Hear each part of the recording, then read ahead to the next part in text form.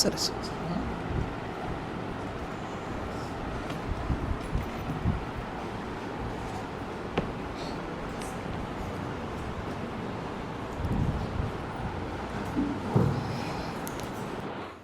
హల్లెలూయా. దేవుడికి స్తోత్రములు కలుగును గాక. నిలబడి ఉండగానే మనమందరం కూడా మన పరిశుద్ధ గ్రంథాన్ని తెరిచి లేఖన భాగాన్ని చదువుకొని ముందుకు సాగి వెళ్ళే ప్రయత్నం చేద్దాము.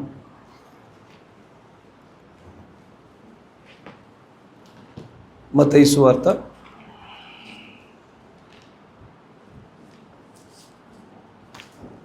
13వ అధ్యాయము 11వ వచనాన్ని 10-11వ వచనాన్ని గమనించుదాం.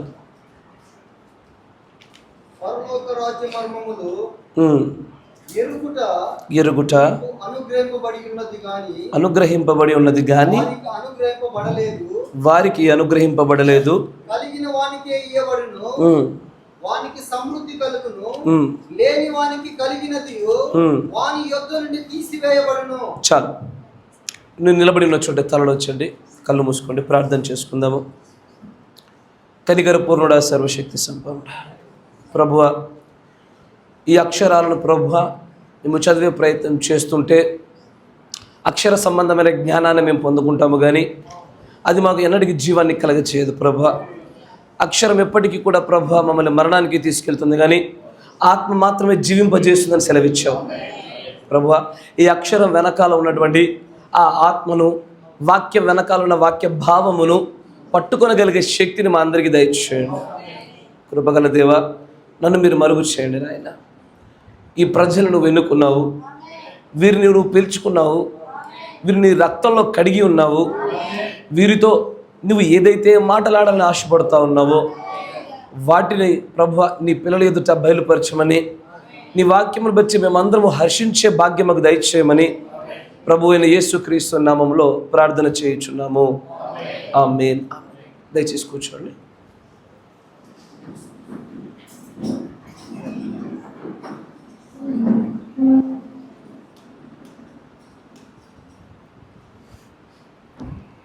హల్లెలూయా. దేవుడికి స్తోత్రములు కలుగును గాక. చాలా సంతోషము. చదవబడినటువంటి లేఖన భాగాన్ని బట్టి మనం ముందుకు సాగుదాం. ఉదయకాలంలో ఒక అంశాన్ని గురించి కొద్ది నిమిషాలు మాట్లాడాము. మర్మములు, దానిలో ఉపశీర్షికగా పరలోక రాజ్య మర్మాలు అన్న విషయాన్ని కొంత మట్టుకు చూసాం. దానిని చూసేటువంటి ప్రయత్నంలో ఈ కాల వర్తమానికుడు అయ్యలారా, అంతం యొక్క సూచన ఇదేనా అనే వర్తమానంలో కొన్ని మేజర్ మిస్టరీస్, గొప్పదైనటువంటి మర్మాలను గురించి మాట్లాడుతూ ఇవన్నీ కూడా ప్రకటన 10:7లోనే ఆ 7వ దూతే వీటిని బయలుపరచాలి అని అన్నాడు. ఆమేన్. ఇంతవరకు స్పష్టత వచ్చింది కదా. ఇది చాలా సులభమైన విషయం, అంతేనా? కానీ అదే అంశంలో నేను ఇంకొంచెం ముందుకు సాగడానికంటే మునుపు ఈ వర్తమానం యొక్క కొన్ని విషయాల్ని, ఈ మర్మముల బయలుపాటు విషయంలో ప్రవక్త గారు మాట్లాడిన మరికొన్ని విషయాల్ని పరిశీలన చేయాల. మొదటి ముద్ర అనే వర్తమానాన్ని చూద్దాం. First seal 63-0318. తీయగలిగే వారందరూ తీయండి, ఎందుకంటే ఇది కొంచెం ప్రాముఖ్యమైనటువంటి కొటేషన్ కాబట్టి. 63-0318 దానిలో 68వ పేరా చూడండి, తెలుగులో ఉంటుంది. 68వ పేరా. ఉదయకాలంలో మనం చూసినట్లుగా మర్మములన్నీ కూడా బయలుపరిచేది 7వ దూతే.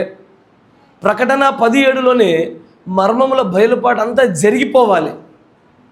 అయితే మొదటి ముద్రలోకి వచ్చేసరికి మాత్రం, అంటే అయ్యలారా అంతం యొక్క సూచన ఇదేనన్న వర్తమానం చెప్పిన కొంతకాలం తర్వాత మొదటి ముద్ర, విమోచన గ్రంథంలోని మొదటి ముద్రలో ఆయన మాట్లాడుతున్న కొన్ని మాటల గురించి పరిశీలన చేద్దాం.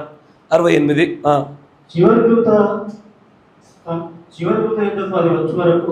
అంటే దానికంటే ముందు మర్మములన్నీ కాలం వెంబడి కాలములో, దూత వెంబడి దూతలో అది ఎలాగ మార్పు చెందబడుతున్నాయి అని మాట్లాడుతూ ఆయన వచ్చి లూథర్ కాలంలో నీతీకరణ, వెస్లీ గారి కాలంలో శుద్ధీకరణ, విలియం సిమోస్ పెంతకోస్ వారి కాలములో పరిశుద్ధాత్మ వరముల జల్లులు ఇవన్నీ ఎలాగున ఒక్కొక్క కాలములో ఒక్కొక్క మర్మము పడుతూ వచ్చిందన్న విషయాన్ని చెప్తూ వస్తూ ఆయన అకస్మాత్తుగా ఒక విషయం చెప్పాడు. ఇక్కడ ఆయన అంటాడు, ఇప్పుడు చివరి దూత యొద్దకు వచ్చినట్లయితే అంటాడు చూడండి,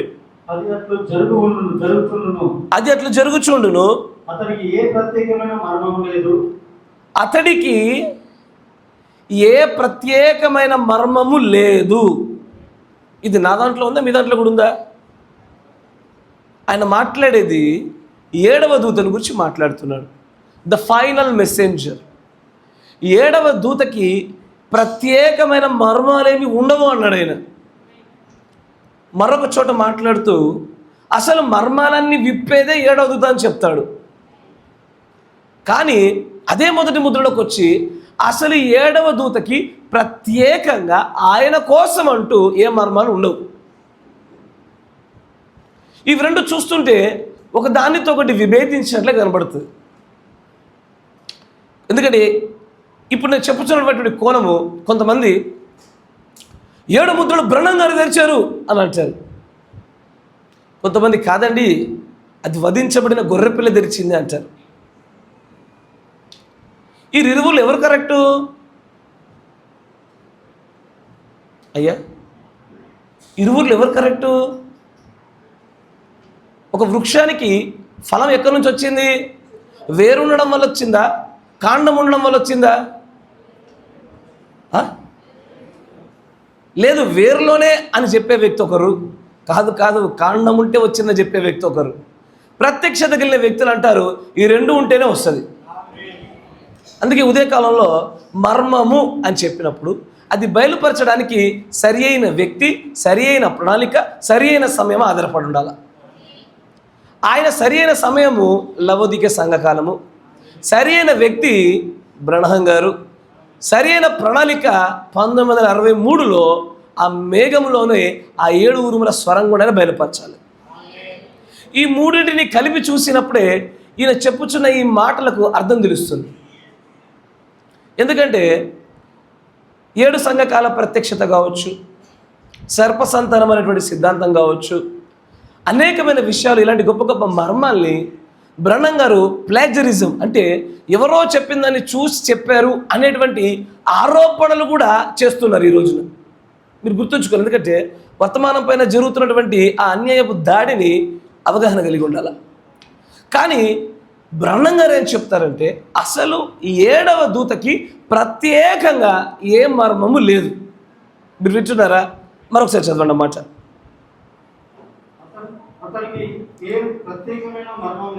అతడికి ప్రత్యేకంగా ఏ మర్మము లేదు. అయితే గడిచినటువంటి సంఘ కాలములలో ఏదైతే వదులుగా విడవబడిందో వాటన్నిటిని పోగు చేయడమే పని. ఎందుకంటే ఆయన కొత్తగా మర్మాలు విప్పాలంటే బైబిల్కి బయట ఉన్నటువంటి ఏదో ఒక విషయాన్ని చేర్చి విప్పడు. బైబిల్లో ఉన్న మర్మాన్ని మళ్ళీ బైబిల్లో ఉన్న లేఖనాలతోనే విప్పాల. లేఖనాన్ని అనువదించాల. అందుకే ఆయన 7 ముద్రల గురించి వివరిస్తూ దాన్ని వివరించే ప్రయత్నంలో ఎవరో గొప్ప గొప్ప శాస్త్రవేత్తలు చెప్పిందో, ఎవరో సైంటిస్ట్ చెప్పిందో, తత్వజ్ఞానం కలిగిన వాడు చెప్పిందో చెప్పలే. తిరిగి తీసుకొచ్చి యేసు ప్రభు చెప్పిన మత్తయి సువార్త 24కే పట్టుకొచ్చాడు ఆయన. మర్మములన్నీ కూడా బైబిల్లోనే ఉన్నాయి, దాచిపెట్టబడ్డాయి. ఇవి పాతగా ఇంతకు ముందు ఉన్నటువంటి 6 సంఘ కాలాల్లో ఆయా కాలాల్లో అవి వదిలివేయబడ్డాయి. ఈ 7వ ఆయన ఏం చేయాలి వచ్చి ఈ వదిలివేయబడ్డ ఈ లూజ్ ఎండ్స్ వీటన్నిటిని దగ్గరికి తీసుకొచ్చి బాబు ఇదే ఆ మర్మము అని చూపించాల. అందుకే అంటాడు the 7th angel messenger has no particular mystery. ఆయనకంటూ ప్రత్యేకమైన మర్మము లేదు అని అంటాడు. ఎందుకంటే ఆయన బైబిల్కి బయట నుంచి అది తీసుకెళ్ళాడు. ఆయన ఏ మర్మమైనా ఏ విషయమైనా మళ్ళీ లేఖనములలో నుండే దాన్ని విప్పి చూపించాల. అది సంఘకాలైనా, అది బూరలైనా, దూతలైనా, చివరికి భవిష్యత్తులో రాబోయేటువంటి 2 ఒలివ చెట్లైనా సరే ఎవరైనా బైబిల్లో నుంచే మళ్ళీ చూపించాలా. బైబిల్ బయట నుంచి ఒక మర్మం పుట్టదు. బైబిల్ బయట నుంచి ప్రవచనాలు పుడతాయి కానీ బైబిల్ బయట నుంచి మర్మాలు పుట్టవు. అందుకే ఆయన ఒక చోట ప్రకటన 17లో ఉన్న దూతే సమస్త మర్మాలు విప్పాలంటాడు. మరొక చోట 7వ దూతకు అసలు ఏ మర్మము లేదు అంటాడు. ఎందుకంటే ఈయన తనంతట తానుగా ఏది విప్పడు. ఈయన విప్పే ప్రతిది కూడా లేఖనములలో నుంచే చూపించి చూసి తనకంటే ముందున కాలాల్లో వదిలివేయబడిందని పట్టుకొచ్చడమే ఆయన పని. Praise the lord. అంతేగాని మళ్ళీ ఇక్కడ ఘనతను యేసుక్రీస్తు వారికి అప్పచెప్పాలి కానీ ఏ నరుడికి అప్పచెప్పడానికి వీల్లేదు. ఆ మెయిన్ జాగ్రత్తగా గమనించండి. ఉదయకాలంలో ఇదే విషయాన్ని మాట్లాడుతూ ఒక కోణం గుండా ప్రకటన 17 ప్రకారంగా సమస్త మర్మములన్నీ దేవుడు తన ప్రవక్త ద్వారా విప్పాలి. ఎసారో ఆయన విప్పినటువంటి ఆ మర్మాలలో పరలోక రాజ్యం మర్మాన్ని మనం పరిశీలిస్తున్నాం. ఉదయకాలంలో 2 ఉపమానాలు చూసాం. దాన్ని కొంచెం ముందు కొనసాగించే ప్రయత్నం చేద్దాం. 2 ఉపమానాల్లో మొదటి ఉపమానము విత్తువాడు విత్తినటువంటిది 4 రకాల భూముల్లో పడిపోయింది. ఈ ఉపమానం కూడా మనం నేర్చుకోవాల్సి ఏంటంటే ఈ గడియ వర్తమానానికి స్పందించే 4 విధములైన మనుష్యులను గురించి మాట్లాడింది. మనకు చూస్తేనే కొంతమంది అర్థమైపోతారు. వర్తమానం చెప్పగానే నేరుగా అప్పటికప్పుడే తృణీకరించే వ్యక్తులు కనబడతారు. నీకు తెలిసిపోద్ది ఇది త్రోవ పక్కన పడేదేనైనా అని. కొంతమంది బాగుంది కానీ మా పాస్టర్ గారు ఒప్పుకోరేమో, మా ఇంట్లో వాళ్ళు ఒప్పుకోరేమో, లేకపోతే మా సంఘం వాళ్ళు ఒప్పుకోరేమో అనేటువంటి కొంచెం మొలిసి అప్పుడే ఆగిపోయేది కూడా ఉంటుంది. చూడగానే పసిగట్టేయచ్చు. 3వది 4వది కూడా మనం గుర్తుపట్టగలవచ్చు. 2వ ఉపమానాన్ని చూస్తాం. 2వ ఉపమానం ఏంటయ్యా? గోధుమలు మరియు గురుగులు. ఈ యొక్క ఉపమానం ద్వారా దేవుడు పరలోక రాజ్యం మర్మములు ఆయన బయలుపరచాలనుకున్న ప్రత్యక్షత ఏంటంటే either you be one of anything, రెండిట్లో ఏదైనా ఒకటే ఉంటావు. అయితే గురువు లేదా గోధుమవి అంటే దేవుడి యొక్క బీజమైన అయి ఉండాలి లేదా దుర్బీజమైన అయి ఉండాలి. ఈ ఉపమానంలో దేవుడు మనతో మాట్లాడుతున్న మాట అదొకటే. అయితే మనం దేవుడి బీజము లేదా సాతాను బీజమైన ఉండాలి. ఇప్పుడు 3వ ఉపమానాన్ని గమనిస్తాం. మత్తయి సువార్త 13వ అధ్యాయంలోనే 31వ వచనాన్ని గమనించుదాం. ఆయన మరొక ఉపమానాన్ని వారితో చెప్పెను. పరలోక రాజ్యము ఒకడు తన పొలంలో ఒక ఆవగింజను తీసుకొని విత్తితే ఎలాగుందో అలా ఉంది పరలోక రాజ్యము. అది విత్తనములన్నిటిలో చిన్నదే గాని పెరిగినప్పుడు కూర మొక్కలలో అన్నిటికంటే పెద్దదై ఆకాశ పక్షులు వచ్చి దాని కొమ్మల యందు నివసించినంత చెట్టు అవుతుంది. జాగ్రత్తగా గమనించాల. ఇక్కడ ఆవగింజ చెట్టు యేసుప్రభు వారు విశ్వాసాన్ని గురించి మాట్లాడుతున్నప్పుడు ఆయన అంటాడు, మీకు ఆవగింజంత విశ్వాసం ఉంటే చాలు, కార్యాలు జరిగిపోతాయ్యా అని చెప్పారు ఆయన. ఈ ఆవగింజను గురించి మాట్లాడగానే అందరూ ఒక విశ్వాస సహితమైనటువంటి ఒక జీవితాన్ని గురించి మాట్లాడుతున్నట్టు కనబడుతుంది అందరికీ. కానీ ఇక్కడ యేసుప్రభు వారు చెప్పిన ఉపమానంలో ఉన్నటువంటి కొన్ని సూచనలు గమనిస్తే మనకు అర్థమవుతుంది. ఆవగింజ ప్రారంభ దశలో చాలా చిన్నగా ఉంటుంది. నెమ్మదిగా ఎదుగుతూ పెద్ద మహావృక్షంగా మార్చబడుతుంది. అది వృక్షంగా మార్చబడిన తర్వాత పూర్తి స్థాయి దానిపైకి ఆకాశ పక్షులు వచ్చి నివాసం చేస్తున్నాయి. మొదటి ఉపమానంలో ఆ విత్తనము వాక్యానికి సాదృశ్యము. 2వ ఉపమానంలో ఆ విత్తనం ఏది గురుగులు గోధుమల విత్తనాలు విశ్వాసులకు సాదృశ్యము. 3వ ఉపమానంలో ఈ విత్తనము ఆవగింజనటువంటి విత్తనము సంఘానికి సాదృశ్యం. జాగ్రత్తగా గమనించాలి. మొదటి దాంట్లో వాక్యానికి, 2వ దానిలో విశ్వాసికి, 3వ దానిలో సంఘానికి. ఒక నిజ సంఘమైనా సరే అబద్ధ సంఘమైనా సరే, నిజ ద్రాక్ష వాళ్ళైనా సరే కారు ద్రాక్ష వాళ్ళైనా సరే, అది ప్రారంభ దశలో ఎల్లవేళ చిన్నగానే ప్రారంభం జరుగుతుంది. కానీ ఇక్కడ ఆకాశ పక్షులు అన్నారు చూసారా అయ్యా, ఆకాశ పక్షులు అన్న దాని గురించి ఒక్కసారి బైబిల్లో పరిశీలన చేయాలయ్యా. ఆదికాండము 15వ అధ్యాయము 10వ వచనాన్ని చూద్దాం.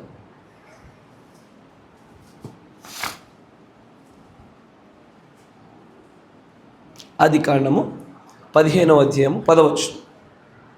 అతడు అతడు అవన్నీ తీసుకొని అబ్రహాము దేవుడి కోసం ఒక గొప్ప బలి ఏర్పాటు చేసినటువంటి సందర్భాన్ని చూపిస్తున్నాడు ఇక్కడ. అతడు అవన్నీ తీసి వాటిని నడుముకు ఖండించి వాటన్నిటిని నడుమకు ఖండించి దేని ఖండమును దేని దాని ఖండ ఖండములకు పెట్టేసి పక్షులను అతడు ఖండింపలేదు. పక్షులను ఖండించలేదు. గద్దలు ఆ కళేబరంగం మీద వ్రాలినప్పుడు గద్దలు ఫౌల్స్, ఇంగ్లీష్లో ఏమంటుందంటే ఫౌల్స్, ఆ యొక్క గద్దలు వాటి మీద వాలే ప్రయత్నం చేసినప్పుడు అబ్రాము వాటిని తోలివేశాను. అబ్రాము వాటిని తోలివేసేశాడు. ఆ యొక్క బలుపైన ఆ పక్షుల్ని ఉండనివ్వలే. ఆ పక్షులు అక్కడికి వచ్చి వాలడాన్ని అంగీకరించలే. ఎందుకు? ఆ పక్షులు ఏదో ఒక విషయాన్ని నిశ్చితంగా చూపిస్తున్నట్టు కనబడతా ఉంది. మరొక ఉదాహరణ చూపిస్తే అసలు ఈ ఆకాశ పక్షులు ఏమై ఉంటాయో మనకు అర్థమవుతుందయ్యా. జాగ్రత్తగా గమనించాలి. మార్క్స్ వార్త 4వ అధ్యాయము 15వ వచనం. త్రోవ పక్క మార్క్స్ వార్త 4:15. చదవండి, కరెక్టే. త్రోవ పక్క నుండి వారు ఎవరనగా వాక్యము వారిలో విత్తబడును గాని వారు వినిన వెంటనే సాతాను వచ్చి వారిలో విత్తబడిన వాక్యం ఎత్తుకొని పోవును. గమనించండి, మొదటి ఉపమానాన్ని మాట్లాడుతున్నప్పుడు త్రోవ పక్కన పడ్డ విత్తనాన్ని చూపిస్తూ ఈ విత్తనము వేయబడగానే పక్షి వచ్చి ఎత్తుకెళ్ళిపోయింది. ఇక్కడ పక్షి దేనికి సాదృశ్యంగా ఉంది? సాతానికే. జాగ్రత్తగా గమనించాలా. పక్షి సాతానికే సాదృశ్యము. ఫౌల్, రాబందులు కానీ ఎత్తుకుపోయే పక్షులు కానీ ఇవన్నీ కూడా సాతానికే సాదృశ్యం. అక్కడ ఆదికాండంలో కూడా అబ్రహాము బలి అర్పించి ఖండాలుగా చేసి దేనికి దానికి పెడుతున్న సందర్భంలో కూడా ఆయన అక్కడికి వచ్చి వాలుతున్న పక్షులని అన్క్లీన్ స్పిరిట్స్గా చూస్తారు. వాటిని అపవిత్రమైన ఆత్మలుగా చూసి వాటిని తోలివేసే ప్రయత్నం చేస్తూ ఉన్నాడు ఆయన. అందుకే ఈ విత్తనాలు విత్తుతున్నటువంటి మొదటి ఉపమానములో సైతము కూడా ఈ పక్షుల్ని సాతానుతో పోల్చడం జరిగింది. జాగ్రత్త గమనించాలి. మరొక ఉదాహరణ చూపిస్తా. రెవల్యూషన్, ప్రకటన గ్రంథము 18వ అధ్యాయము 2వ వచనం.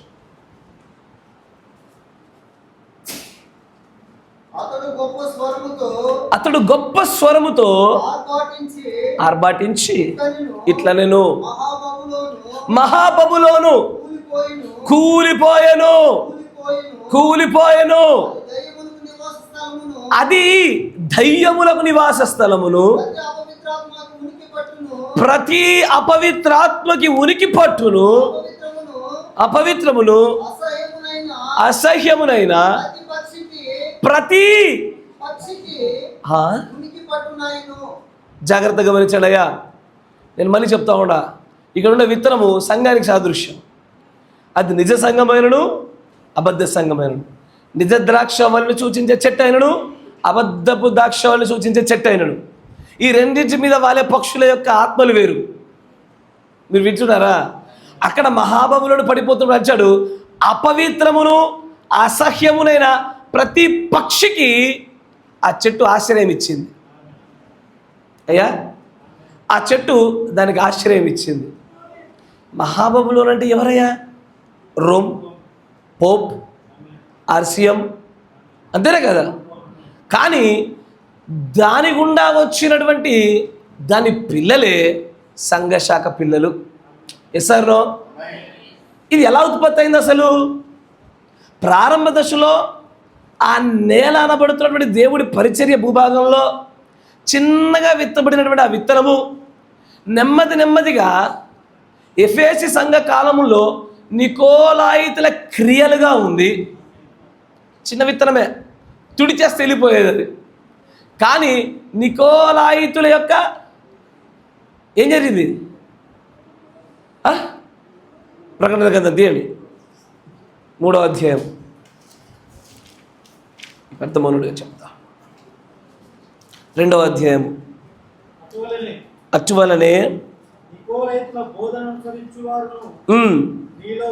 ఉన్నారు, కావున మారు మనస్సు పొందుము, లేని ఎడల నేను నీ యొద్దకు త్వరగా వచ్చి మంచిది. ఎఫెసులో ఉన్నటువంటి వారితో కూడా ఆయన ఏం చెప్తాడు, నీలో నికోలాయితుల క్రియలను మొట్టమొదటిగా నికోలాయితుల క్రియలు అనేటువంటి చిన్న విత్తన రూపంలో ఉన్నటువంటి ఆ బీజము క్రియలు కాస్త బోధలుగా మారింది, బోధలు కాస్త సిద్ధాంతంగా మారింది, ఆ సిద్ధాంతమే ఆర్సిఎం అనే మహావృక్షంగా మారింది. ఆ వృక్షం మీదే అసహ్యమైనటువంటి ప్రతి హేయమైన పక్షి వచ్చి వాలింది. అయ్యా, గ్రహించగలుగుతున్నారా? అది చిన్నదే పెట్టబడినప్పుడు తుడిస్తే వెళ్ళిపోయేదే, కానీ నికోలాయితుల క్రియలుగా ఉండి మెల్లమెల్లగా పెరుగుతూ నికోలాయితుల బోధగా మారి, నికోలాయితుల బోధగా మారింది నికోలాయిత సిద్ధాంతంగా మారి, నికోలాయిత సిద్ధాంతంగా మారింది బిలాము సిద్ధాంతంగా మారి, బిలాము సిద్ధాంతంగా ఉండేది యెజబెలు సిద్ధాంతంగా మారి, ఇది సంఘకాల దాని క్రమము మారి చివరికి అపవిత్రాత్మలన్నింటికి ఒక పెద్ద ఉనికి పట్టుగా అది మహావృక్షంగా మార్చబడింది. అయితే పరలోక రాజ్య మర్మాల్లో ఈ చెట్టుని గురించి ఎందుకు చెప్తున్నాడయ్యా అంటే, పరలోక రాజ్య ప్రవేశాన్ని ఆపగలిగే శక్తి ఈ చెట్టుకు ఉంది. ఈ చెట్టు మీద ఆయువు పట్టుగా ఉన్నటువంటి ఆత్మలు ఏ ఒక్క ఆత్మ అనేది పడ్డా రాజ్యాన్ని చేరుకోలేము. ఇక్కడ ఈ మూడవ ఉపమానంలో దేవుడు చెప్పుచున్నటువంటి ఆ ప్రత్యక్షత ఏంటంటే, ఆ ఆవగింజ సంఘానికి సాదృశ్యం. నిజ సంఘములో ఉన్నటువంటి దేవుని పరిశుద్ధులు అపోస్తులు వారు వేసిన పునాదులు గల చిన్న విత్తనము ఒక గొప్ప జీవవృక్షంగా మలచబడ్డది. కానీ దుష్టుడు వేస్తున్న చిన్న వృక్షము అత్యంత భయంకరమైనటువంటి ఆయువు పట్టు కలిగిన అపవిత్రాత్మ పక్షులకు నివాస స్థలమైనటువంటి చెట్టుగా మార్చబడ్డది అది. అయ్యా, అయితే మనం ఏ చెట్టు మీద ఉన్నామన్న విషయము దేవుడు కృపను బట్టి మనకు కొద్ది గొప్ప స్పష్టత దొరికింది. ఈ గడియ వర్తమానం మీద ఏ పక్షులు వాళ్తాయో తెలుసా? అపవిత్రాత్మలు ఆయువు పట్టు కలిగినటువంటి అసహ్యమైన పక్షులు వాలవు, కానీ పక్షిరాజులు వాళ్తాయి. జ్ఞాపకం ఉందయ్యా? బ్రహ్మం గారు కోడి పిల్లల మధ్యలో పెరుగుతున్నటువంటి ఒక పక్షిరాజు పిల్లల గురించి మాట్లాడుతుండగా, ఈ అనీగ్లెట్స్ అమాంగ్ ద చికెన్స్, చిన్న చిన్న కోడి పిల్లల మధ్యలో పక్షిరాజు పిల్ల పెరుగుతూ ఉంది. దానికి తెలీదు ఎవరి మధ్యలో ఉన్నానో కూడా తెలీదు. అవేమో తింటాయి, కాసేపు పడుకుంటాయి, తింటాయి, కాసేపు పడుకుంటాయి. అందుకే కోడి నిద్ర అంటారుగా, తింటాయి, కాసేపు పడుకుంటాయి. పక్షిరాజు నిద్ర అలాగ ఉండదే. వాక్యం వింటుండగా కాసేపు ఇది కోడి నిద్ర. పక్షిరాజు ఇట్లా చూస్తుంది, కళ్ళలో కళ్ళు పెట్టి ఏం చెప్తున్నావు చూస్తా అన్నట్టు చూడొస్తుంది. ఆమేన్. నిద్ర పెట్టడం చెడగొట్టేశా. అయితే అక్కడ ఆ పక్షిరాజు పిల్ల మెల్లమెల్ల ఎదుగుతున్నటువంటి కాలం, క్రియలలో, వాటి ఆహారంలో, వాటి జీవన శైలిలోనే అస్సలు పొంతన లేదు. అది అదొక రకం వైపు వెళ్తుంటే ఇదొక వైపు వెళ్తూ ఉంటుంది. అయ్యేమో వేసిన గింజల్ని ఏది పెడితే తిని పెరుగుతోంది, ఇదేమో చక్కగా కదిలి పారుతున్న పురుగుల్ని, చిన్న చిన్న కప్పల్ని వేటాడి మరి తింటుంది. ఇది మిగతా వాటికి దీన్ని చూస్తుంటే ఇదేంద్రా ఇంత వికారంగా తింటుంది అని అనిపించేటట్టు కనబడుతుంది. దేవుని ప్రవక్త అంటాడు, వన్ డే ఒక రోజున పైనుంచి తల్లి పక్షిరాజు పెద్ద కేక వేసిందంట. వేసినప్పుడు ఇంతకాలం దీని స్వరాన్ని ఇది వింటూ వీటి మధ్యలో ఉన్నటువంటి ఈ పక్షిరాజు పిల్ల, అరే నా స్వరానికి వీరి స్వరానికి అసలు పొంతనలేదే, వీళ్ళతో పాటే కలిసి తిరుగుతున్నా, అయినా సరే ఎందుకో వీళ్ళలో ఉన్న బీజము నాలో ఉన్న బీజం వ్యత్యాసంగా కనబడుతుంది అని గ్రహించినటువంటి ఆ పక్షిరాజు పిల్ల తల్లి యొక్క స్వరాన్ని వినగానే అప్పటి వరకు ఎన్నడూ కూడా వాడనబడి తన రెక్కల్ని బలంగా వాడటం మొదలుపెట్టింది అంటాడు ఆయన. బలంగా వాడటం మొదలుపెట్టినప్పుడు అప్పుడే కదా స్టార్ట్ చేసింది. ఎగరడానికి సరిపడే శక్తి వెంటనే రాలే. అప్పుడు గట్టిగా ఎగురుతుండగా తల్లి పక్షిరాజు వెళ్ళిపోతా ఉందంట. గట్టిగా ప్రయత్నం చేస్తుంది, ఆల్మోస్ట్ దాటి వెళ్ళిపోతుంటే అనిపిస్తుంది. అప్పుడు అమ్మా అని అరిచిందట. అరిచినప్పుడు అది తల్లి పక్షులు అంటే బలంగా రెక్కలాడించు అనగానే బలమైన రెక్కలాడించగానే ఈ పక్షిరాజు పిల్ల ఆ చెట్టు కొమ్మల పైకి ఎక్కి వాలగలిగేంత ఎత్తుకు ఎగిరింది. అది నా మాట వింటున్నారా? ఏ వృక్షం పైన ఏ పక్షి ఉండాలనే విషయము పెట్టబడే విత్తనం పైన ఆధారపడి ఉంటుంది. ఆయువు పట్టు కలిగినటువంటి అసహ్యమైన పక్షులు ఉండే వృక్షాలు వేరు, పక్షిరాజు పిల్ల లెక్క వృక్షాలు వేరు. ఇదే జీవవృక్షానికి మరణ వృక్షానికి మధ్యలో ఉన్న తేడా. జీవవృక్షంలో పవిత్రత కనబడుతుంది, జీవవృక్షంలో జీవమే కనబడుతుంది. మరణ వృక్షం మాత్రమే అన్ని ఆయువు పట్టులకు మూలమగినటువంటి అపవిత్రాత్మ పక్షులకు నిలయంగా కనబడతా ఉంటుంది. అందుకే ఆయన అంటాడు ఈ 3వ ఉపమానంలో ఈ విత్తనము సంఘానికి సాదృశ్యం అన్నాడు ఆయన. అది కొద్దిగా స్టార్ట్ అవుద్ది, అది ఎలా ఎదుగుతుందంటే ఇటు దుర్బీజం ఎలా ఎదుగుతుందో సద్బీజం కూడా అలాగే ఎదుగుతుంది. ఇటు వాలే పక్షుల విషయం వేరు, అటు వాలే పక్షుల విషయాలు వేరు అంటాడు ఆయన. అయ్యా, దేవుడు మహాకృపను బట్టి చక్కటి జీవవృక్ష సంబంధమైన సంఘాల మనల్ని దేవుడు నిలిపాడయ్యా. పక్షిరాజు పిల్లల్లాగా మనల్ని మార్చినందుకు దేవుడికి స్తోత్రం కలుగును గాక. మరొక ఉపమానాన్ని గమనించుదాం. మరొక ఉపమానాన్ని మత్తయి సువార్త 13వ అధ్యాయము 33వ వచనం చూద్దాం. అయ్యా, ఇప్పటికి ఎన్ని ఉపమానాలైనాయి? 3. ఆయన మరి ఒక ఉపమానం వారితో చెప్పాను. పరలోక రాజ్యము ఒక స్త్రీ తీసుకొనినటువంటి పిండి అంతయు పులిసి పొంగు వరకు, జాగ్రత్త గమనించాలా, 3 కుంచముల పిండిలో దాచిపెట్టిన పుల్లని పిండిని పోలినటువంటిదే ఉన్నది. అంతేనా? తర్వాత చాలు, చాలా చిన్న ఉపమానం. ఏంటంటే 3 కుంచముల పిండి. ఎస్ఆర్నో చూడండి అక్కడ మరొకసారి చదవండి.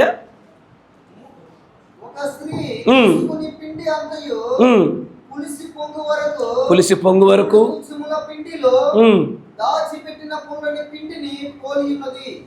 దాచిపెట్టిన పొంగని, కరెక్టేనా? పుల్లని పిండిని పోలినదై ఉన్నది. అయ్యా, జాగ్రత్తగా గమనించాలా. ఎందుకు నేను మొదట మీకు there is no special mystery అని ఎందుకు అన్నానంటే, ఏ మిస్టరీ అయినా బైబిలే దాన్ని రివీల్ చేయాలా, ఏ మర్మమైనా బైబిలే దాన్ని తెరవాలా, ఏ ఉపమానమైనా సరే బైబిలే తెరవాలా. దాన్నే బ్రహ్మం గారు పట్టుకొని మనకు బోధించినారు ఆయన. ఇప్పుడు ఇక్కడ పులిసిన పిండిని గురించి మాట్లాడుతూ ఉన్నారు. మంచి పిండిలో పులిసిన పిండి పెడితే పిండంతా పులిసిపోద్ది. అప్పుడు దాన్ని బ్రెడ్, రొట్టె ముక్కలు చేసుకోవడానికి కాల్చుకుంటారు వాళ్ళు. పులిస్తేనే మీకు ఇది బేకరీలలో కనబడేటువంటి బ్రెడ్ ఉబ్బుతుంది. అది కొద్దిగా పులియాల, పులిస్తేనే అలాంటి రొట్టె ఉత్పత్తి అవుతుంది. అంటే ఇప్పుడు ఏం జరుగుతుంది, పాలల్లో మీరు ఇంత పెరుగు ఏదో వేస్తేనే కదా అది కూడా పెరుగయ్యేది. అలాగే చక్కగా ఉన్న పిండిలో కొంచెం పులిసిన పిండిని కలిపితే పిండి అంతా పులిసిపోతుంది. ఇది ఒక స్త్రీ చేస్తున్న కార్యం అంట. ఇది పరలోక రాజ్య సంబంధమైన ఒక విషయం అంట. దీనిలో ఉన్న విషయాన్ని గమనించాల. పులిసిన పిండిని గురించి మాట్లాడుతూ పరిశుద్ధ గ్రంథం అంటుంది, మత్తయి సువార్త 16వ అధ్యాయం 11వ వచనం.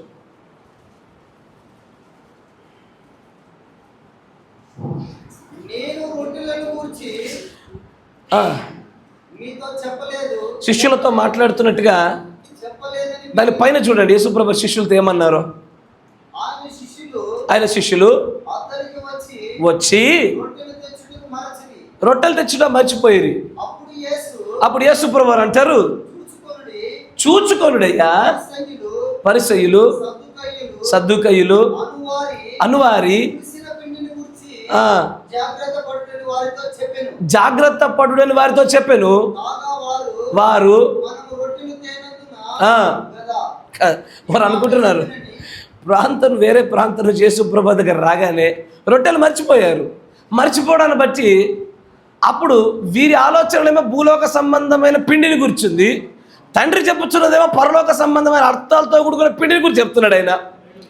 అంటూ వచ్చినప్పుడు అక్కడ యేసుప్రభు అంటారు, శాస్త్రులు పరిశీలు అనేటువంటి పులిసిన పిండిని గురించి జాగ్రత్తగా ఉండండి అని అంటే శిష్యులు ఒకరినొకరు, చూసావా యేసుప్రభు ఎంత జ్ఞానవంతులో, రొట్టెలు తెలియదు కాబట్టి ఈ విషయాల గురించి ఆయన భలే ఎత్తి మాట్లాడాడు అనుకుంటున్నారు. కానీ ఆయన చెప్పుచున్నటువంటి పులిసిన పిండి ఏ పిండి? వాక్యమును పక్కన పెట్టి తమ సొంత సిద్ధాంతాలను జోడించేటువంటి శాస్త్రుల పరిచయుల పులిసిన పిండి అది. ఈ పులిసిన పిండి దేనికి సాదృశ్యమై అంటే వ్యక్తి యొక్క, నికోలాయితుల యొక్క తన ఆధిపత్య ధోరణితో, సొంత ఉద్దేశాలతో వర్తమానానికి జోడించుచున్నటువంటి బాహ్య సంబంధమైన జ్ఞానమే ఈ పులిసిన పిండి. ఇది స్త్రీతో పోల్చాడు. మంచి పిండిలో పులిసిన పిండి కలిపి మొత్తం అంతా పులిచేదాకా చూస్తుంది. మంచి పిండి, పులిసిన పిండి. పులిసిన పిండి ఎవరు దేనికి సాదృశ్యము? ఇంప్యూర్ వర్డ్ అంటే తెలుగులో ఏమని చెప్తారంటే వక్రీకరించబడిన వాక్యము, అర్థాన్ని మార్చిన వాక్యము. ఏది?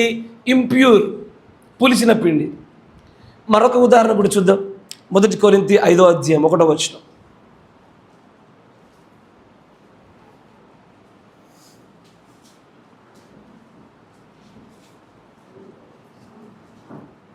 నేను దేహ విషయమై దూరముగా ఉన్నను, ఆత్మ విషయమై సమీపముగా ఉండి మీతో కూడా ఉండినట్లుగానే ఈ కార్యం ఇలాగా చేసిన వానిని గురించి ఇదివరకే తీర్పు తీర్చి ఉన్నాను. ఏమనగా ప్రభువైన యేసు దినమందు వాని ఆత్మ రక్షింపబడినట్టు శరీరేచ్ఛలు నశించుటకై మన ప్రభువైన యేసుక్రీస్తు నామమున మీరునున్న ఆత్మయు మన ప్రభువైన యేసుక్రీస్తు బలముతో కూడి వచ్చినప్పుడు అట్టి వారిని సాతానులకు అప్పగింపవలెను. చదవండి. మీరు అతిశయపడుట మంచిది కాదు. పులిసిన పిండి కొంచెమైనను ముద్దంతయు పులియజేయునని మీరు ఎరుగరా. చాలు. అక్కడ ఈ 2 ఉదాహరణలు ఎక్కడ గమనించినా కూడా పులిసిన పిండి తప్పుడు బోధను, పులిసిన పిండి పాడైపోయిన విశ్వాసిని, పులిసిన పిండిని దుష్టుని యొక్క తంత్రంతో పోల్చాడు దేవుడు. కానీ ఇక్కడ ఒక స్త్రీ ఉంది. స్త్రీ సంఘానికి సాదృశ్యం. ఈ సంఘం ఏం చేస్తుందంటే మంచి పిండిలో పులిసిన 3 కుంచముల పిండి కలుపుతుంది ఆమె. ఎన్ని కుంచాలయ్యా? 3 ముగ్గురు త్రిత్వము, తండ్రి, కుమార, పరిశుద్ధాత్మ. ఈ తప్పుడు సంఘము దేవుని యొక్క సజీవమైన వాక్యంలో పులిసిన 3 కుంచాలు కలుపుతుంది ఆమె. దేనికి? పిండంతా పులవసేయాల. ఎస్ఆర్లో దేవుని ప్రవక్త అంటాడు ఏమని? బైబిల్ యొక్క గ్రంథాలు ఒక చోట సమకూర్చబడడానికంటే ముందే డిడాకే అనేటువంటి ఒక చిన్న ప్రతులు దొరికాయి, చరిత్ర గ్రంథాలు. దానిలో తండ్రి యొక్కయు, కుమారుని యొక్కయు, పరిశుద్ధాత్మ యొక్క బాప్తిజం ఇవ్వడము సరి అయినది అని కొంతమంది వ్యక్తులు తీసుకుని నిర్ణయాన్ని పట్టుకొని దాని మీదే ఈ అబద్ధపు సంఘము ఆ పులిసినటువంటి ఆ పిండితో 3 కుంచములను తీసుకొచ్చి ఆ త్రిత్వాన్ని, ట్రినిటీని తీసుకొచ్చి ఏకత్వమయ్యున్న తండ్రిలో చేర్చి సంఘాన్ని పాడు చేసేసింది. ఇక్కడ ఉన్నటువంటి ఈ ఉపమానం అంతా కూడా తప్పుడు సంఘాన్ని గురించి మాట్లాడుతున్నాడు యేసుప్రభు. ఇది మంచి రొట్టె, మంచి పిండే. దాని ఇంగ్లీష్లో ఆ రొట్టె దేనికి, ఆ పిండి దేనికి వాడతారంటే టు మేక్ డైలీ బ్రెడ్. రోజువారీ రొట్టెలు చేసుకోవడానికి వాడతారు. రోజువారీ రొట్టెలు దేవుడి యొక్క వాక్యంలో దేనికి సాదృశ్యమయ్యా అంటే ఆయన వాక్యానికి. ఆమేన్. సజీవముగా జీవాన్ని కలగజేసేటువంటి ఆయన జీవవాక్యానికి త్రిత్వం అనే పులిసిన పుండిని కలిపినటువంటి ఒక స్త్రీ ఉంది. జాగ్రత్త అంటున్నాడు ఆయన. ఒక స్త్రీ ఉంది. ఆ స్త్రీ పులిసిన పిండిని తీసుకొచ్చి చక్కటి పిండిలో కలిపి మొత్తం పిండంతా పులుపజేస్తూ ఉంది అని అన్నాడు.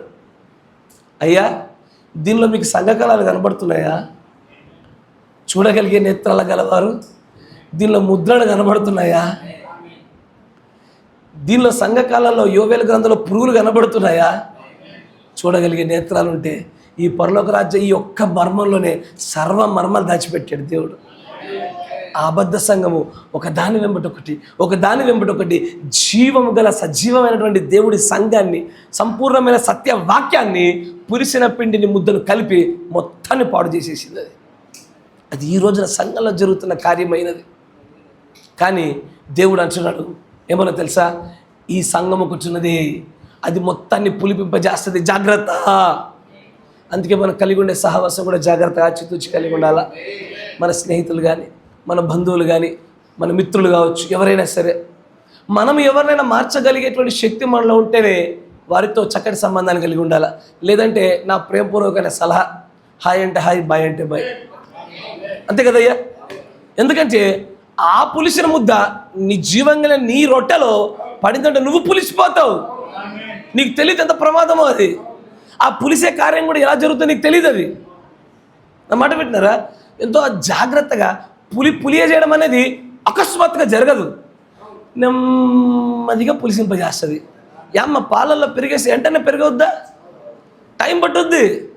మెల్లగా మెల్లగా మెల్లగా తెలీదు. అసలు నువ్వు వేసిన తర్వాత అచ్చో నేను ఇది పాలు పెరుగా మారడానికి గమనించి చూస్తానని చెప్పి చూడడం ప్రయత్నం చేయి.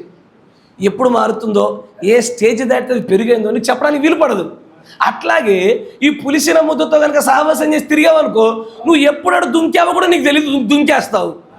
ఎట్లా మారుతున్నావో తెలియదు, మారిపోతావు నువ్వు. యేసుప్రభు అంటారు, నాన్న నువ్వు నా రాజ్యంలోకి రావాలిగా, ఈ పులిసిన ముద్ద గురించి జాగ్రత్తగా ఉండు. ఆ ముద్ద పులిసిన తెలిసిందా, దూరం నుంచి హలో ప్రైజ్ ది లార్డ్ అంతే. ఇక దగ్గర తెచ్చి అతికించుకున్నావా నువ్వు పులిసిపోతావు. తర్వాత నువ్వు బేకర్లు అమ్మేయడమే ఇక రొట్టె చేసేసి. ప్రైజ్ ది లార్డ్, హల్లెలూయా. అందుకే అంచాడు డిడాకే కానీ మనుషుల యొక్క కల్పిత సిద్ధాంతాలు కానీ ఈ స్త్రీ దేవుడి యొక్క జీవం గల వాక్యంలో సంఘంలో నెమ్మదిగా తీసుకొచ్చి సమస్తాన్ని పెట్టి సంఘాలను పాడు చేసింది అన్నాడు ఆయన.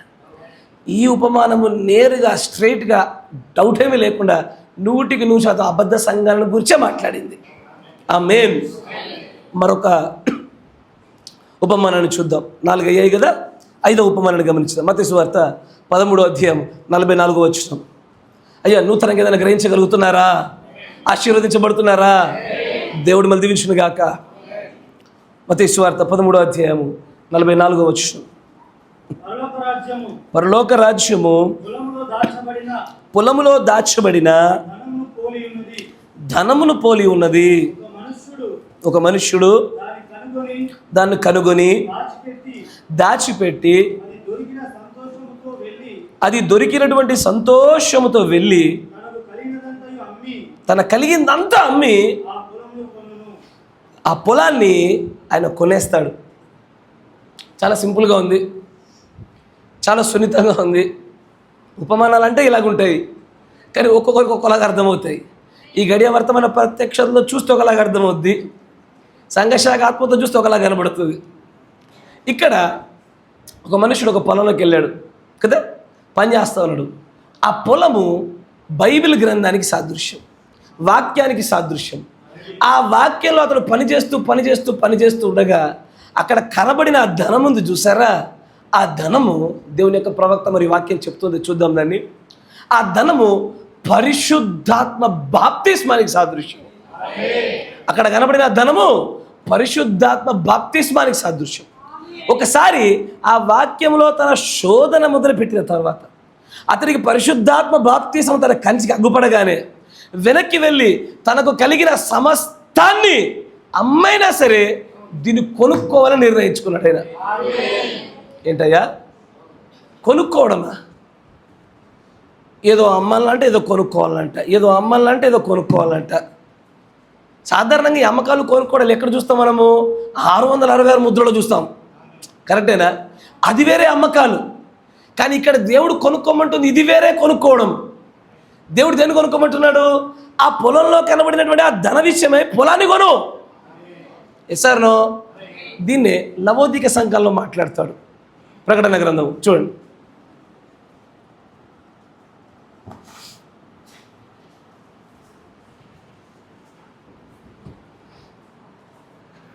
ప్రకటన గ్రంథము 3వ అధ్యాయము లవోదిక సంఘకాలంతో మాట్లాడుతున్న మాటలు. 18వ వచనం చూడండి. నీవు ధనవృద్ధి చేసి ఏంటిది? కొనున్నట్లు అంటే కొనుక్కోవడం. అసలు పైన ఏం మాట్లాడుతున్నావు తెలుసా? లవదిక సంకాలం గురించి. నీ దగ్గర డబ్బులే లేవు, ఉన్నట్టు బిల్డప్ ఇస్తున్నావు. నువ్వు మొత్తం దిగంబరిగా ఉన్నావు, బట్టలు నటిస్తున్నావు. నువ్వు దౌర్భాగ్యుడు, దిక్కుమాలినవాడవయ్యా. నువ్వు ఏది కొనుగోలు చేసావో తెలుసా? ఆహారము కాని దానికోసం రూకలిచ్చి ఆహారం కొనుక్కున్నావు నువ్వు. సార్ కానీ నేను చెప్పేది వాక్యమైన విషయం కొంతమంది గ్రహించగలుగుతున్నారు. కానీ నువ్వు కొనుక్కోవాల్సింది ఏంటో తెలుసా? నా దగ్గర ఈ ఉపమానంలో చెప్తాడు, నువ్వు కనుగొన్నావా, దానికోసం నీ సర్వస్వాన్ని పెట్టి కొనుక్కో. దేని కొనుక్కోవాలా? ఆ ధనము పరిశుద్ధాత్మ బాప్తిస్మానికి సాదృశ్యము. తర్వాత చెప్తా ఉంటాడు చూడండి, దేవుడి యొక్క లేఖనాలు చూడండి ఏమంటాయి? 18వ వచనంలో, నీవు ధనవృద్ధి చేసుకున్నట్లు అగ్నిలో పుటము వేయబడిన బంగారమును, నీ దిశముల సిగ్గు కనపడకుండానట్లు ధరించుకున్నట్టు తెల్లని వస్త్రమును, నీకు దృష్టి కలిగినట్లు నీ కన్నులకు కాటుకను నా యొద్ద కొనుము. దేని కొనుక్కోవాలా? 3 వస్తువులు కొనాలా. బంగారం కొనాలి, దిగంబరిగా కనబడకుండా వస్త్రాలు కొనాలి, కళ్ళకి కాటుక కొనాలి. ఈయన నన్ను అని చెప్పి ఇక మీరు వెళ్ళి ఆ పార్లర్కి వెళ్ళి కాటుక కొనేరమ్మా, ఇది ఆ కాటుక కాదు. ఎందుకంటే నాకు తెలుసు కొంతమంది క్రైస్తవులు నల్లటి కాటుక పెట్టి యామ్మ తెల్లి అట్ట పెట్టామంటే బైబిల్లో ఉంది కదా సార్ అన్నది. నాకు తెలియకుండా ఎక్కడుందమ్మా తెల్లి, ఎప్పుడు చదవలేదు అన్న. ఈ లేఖనం చూపించింది, అయ్యో ఇది ఆ కాటుక కాదు తెల్లి అన్నా నేను. అంటే బైబిల్ అక్షరార్థంగా తీసుకుంటే ఎలా ఉంటుంది? మీరు పాముల్లాగా వివేచన కలిగి ఉంటారంటే మన దేవుడు పాములు అన్నట్ట కాదుగా. దేవుడు కొన మన కాటుక ఏందయ్యా అంటే, కాటుక అనేది ప్రత్యక్షతకి సాదృశ్యం.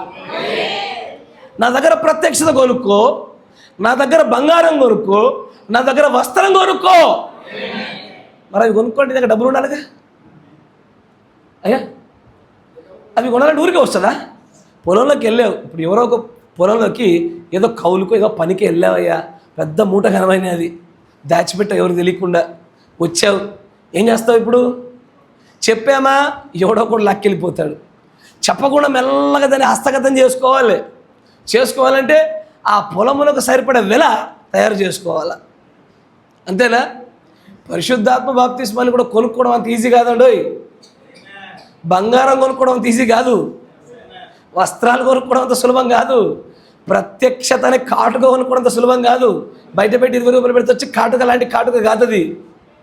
అయ్యా, ఇవి కొనాలి అంటే దానికి కావాల్సింది ఏంటో తెలుసా? దేవుడు నీ దగ్గర ఆయన తీసుకొని నీకు అమ్మడానికి సిద్ధంగా ఉన్నప్పుడు నువ్వు ఆయనకి ఇచ్చే ధనం ఏంటో తెలుసా? నీ మారు మనస్సు హృదయమే.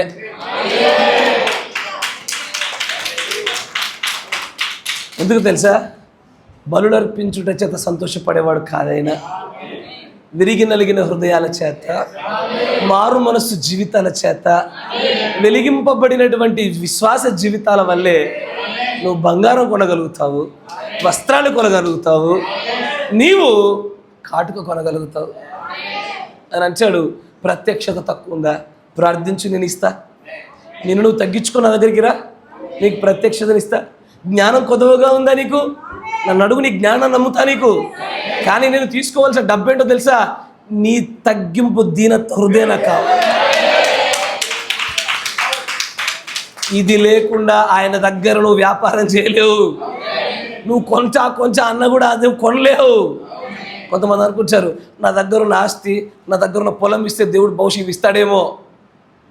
ఇలాంటి వారికి పౌలు గారు కొరింథీ పత్రికలో మాట రాస్తాడు, నాయన నీ ఆస్తి అంతా రాసిచ్చిన, కాల్చబడి నీ శరీరాన్ని అప్పగించిన విలువ లేదంటాడు. దానికి ఎందుకు విలువ లేదంటే, ఉత్పత్తి కావలసిన ప్రేమ నీలో ఉత్పత్తి కాకుండా నేను వీటిని నమ్మను. వేటి నమ్మను? బంగారం నమ్మను, వస్త్రాన్ని నమ్మను, కాటుక నమ్మను. కానీ ఈ అమ్మకాలు వేరే ఏ సంఘకాలంలో పెట్టలే, మన సంఘకాలంలో పెట్టాడు ఆయన. మిగిలిన సంఘకాలంలో కంటే అత్యధికమైన బంగారము. అయ్యా, ఇక్కడ చెప్తున్న మాటలు ఏంటో తెలుసా? బంగారము, మనము మొదటి ఉపమానంలో చూసినటువంటి బంగారం దేనికి సాదృశ్యము? బంగారు పరిచర్యకు సాదృశ్యం. వస్త్రము తర్వాత మనం చూడబోయేటువంటి ఒక తండ్రి తన కుమారుడి కోసం పెళ్లి చేయించుండగా పెళ్లి వస్త్రాలు ఇస్తూ ఉంటాడు, అక్కడ ఉండే వస్త్రానికి సాదృశ్యము. ఆ వస్త్రం ఏదో కాదు, పరిశుద్ధాత్మ బాప్తిస్మమే. ఆ పరిశుద్ధాత్మ బాప్తిస్మము, ఆ ప్రత్యక్షత మనకు కావాలంటే కొనాలయ్యా. కొనాలంటే తెలుసా, ఆయనకు ప్రార్థన అనేటువంటి డబ్బు కావాలి, నీ దీనత్వమైన డబ్బు కావాలి, నీ మనస్సు కావాలి, ఆయనకి ఎదుటివాన్ని క్రీస్తులాగా ప్రేమించే మనసు కావాలి ఆయనకి. ఇది లేకుండా అవి నీ దగ్గర అమ్మడైనా ఆయన కస్టమర్లకి ఏం కుదవలేదు, నీకే ఇది వస్తువుల కొరత వచ్చింది నీకు. ఇవి లేవనుకో, వస్త్రం లేకపోతే నువ్వు దిగంబరివి, బంగారం లేకపోతే నువ్వు దిక్కుమాలే వాడివి, కాటుక లేకపోతే గుడ్డివాడివే. అయ్యా ఇవి కొనాల్సిందే. అందుకే ఉపమానంలో అంటాడు ఏమని తెలుసా, ఒక వ్యక్తి ఒక పొలంలోకి వెళ్ళాడు, వాక్యం అనే పొలంలోకి వచ్చాడు, వెతుకుతున్నాడు, పరిశుద్ధాత్మ బాప్తిసం కనబడింది. బ్రదర్, దీన్ని పొందుకోవడం కోసం నేను ఏదైనా చేస్తా. ఈ గడి వర్తమానం ఇక్కడ ఏమంటాడో తెలుసా, you pray kneel down until you receive the baptism of holy ghost. అంటే నీవు మోకరించి ప్రార్థించినప్పుడు పరిశుద్ధాత్మ బాప్తిజం వచ్చే వరకు నీ మోకాల నుంచి లేవవాక.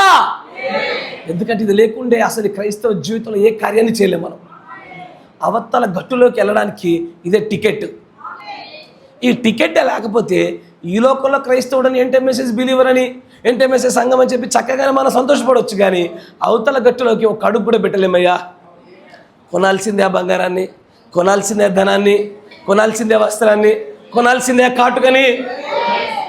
ఇప్పుడు ఆలోచించండి, పొలంలో పనిచేస్తుండగా అట్లా గొప్ప సంపద కనబడగానే ఏం చేస్తారు, 10 మందికి చెప్పుకొని సంతోషపడతాం పడమా?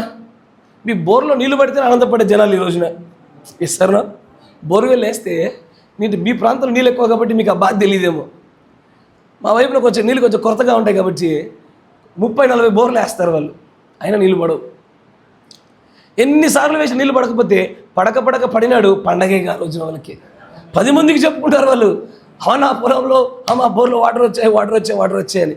ఎస్ఆర్లో ఒక గొప్ప సంపదను కనుగొనే వ్యక్తి కూడా తాను ఆపుకోలేడు, నిలుపుకోలేడు.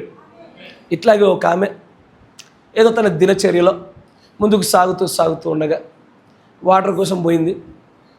వెళ్ళగానే ఆమెకు నడుచుకుంటూ వస్తున్నటువంటి ఒక పెద్ద ధననిధి కనబడగా ఎందుకో డౌట్ వచ్చింది ఆమెకి.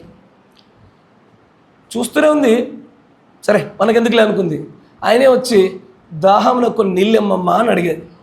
ఆ బంగారం ఏమడిగింది, ఆ ధనం ఏమడిగింది, నాకు నీళ్ళు ఇవ్వండి అమ్మా అన్నది. ఆమె బంగారమా, నువ్వు మా దగ్గర నీళ్ళు అడగడం ఏంది, నువ్వు బంగారం అయితే?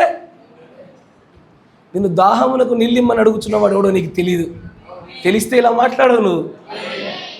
సరే మంచిది, ఇంతకీ పెళ్ళైందా, భర్త లేరు అంటే ఇప్పుడు ఉన్నోడు కూడా నీవోడు కాదు. బంగారమా, ఏ బంగారమా? ప్రేమికులు పిలుచుకునే బంగారం కాదు ఇది, ఇది మేలిం బంగారం, ఇది పరలోక బంగారం. ఇది బంగారమా, నీకు ఎలా తెలిసింది? బంగారం వల్ల ఒక విషయం అర్థమైంది, నువ్వు ఖచ్చితంగా ప్రవక్తవే. ఈ బంగారం దొరికిన ఆమె ఎలా ఉంటుంది, తన సంతోషం నిలుపుకోలేకపోయింది, ఆపుకోలేదుగా. వెంటనే బంగారమా నువ్వు ఇక్కడే ఉండు, ఎందుకంటే పొలంలో దొరికిన బంగారం అక్కడే ఉంచాడు. అక్కడ ఆ ఉపవనంలో బంగారం ఎక్కడుంది, అక్కడే ఉంది, తీసుకెళ్ళే. బంగారాన్ని అక్కడ పెట్టి వెనక్కెళ్ళి చేయవలసి సిద్ధపాటు చేస్తూ ఉన్నారు. ఈమె కూడా బంగారమా నువ్వు ఇక్కడే ఉండు, ఇప్పుడే వస్తా, గబక్కని పరిగెత్తుకొని బంగారం దొరికింది నాకు అన్నది ఆమె.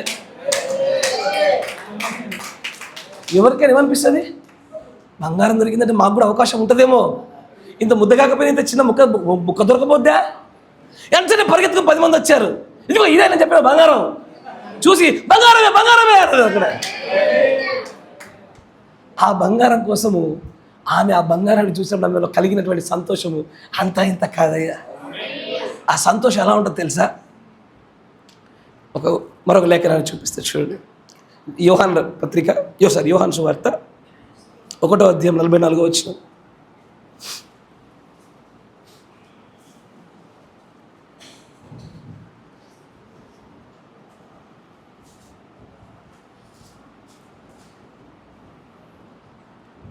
ఒకటో అధ్యాయం 44 వచ్చిన చదువు.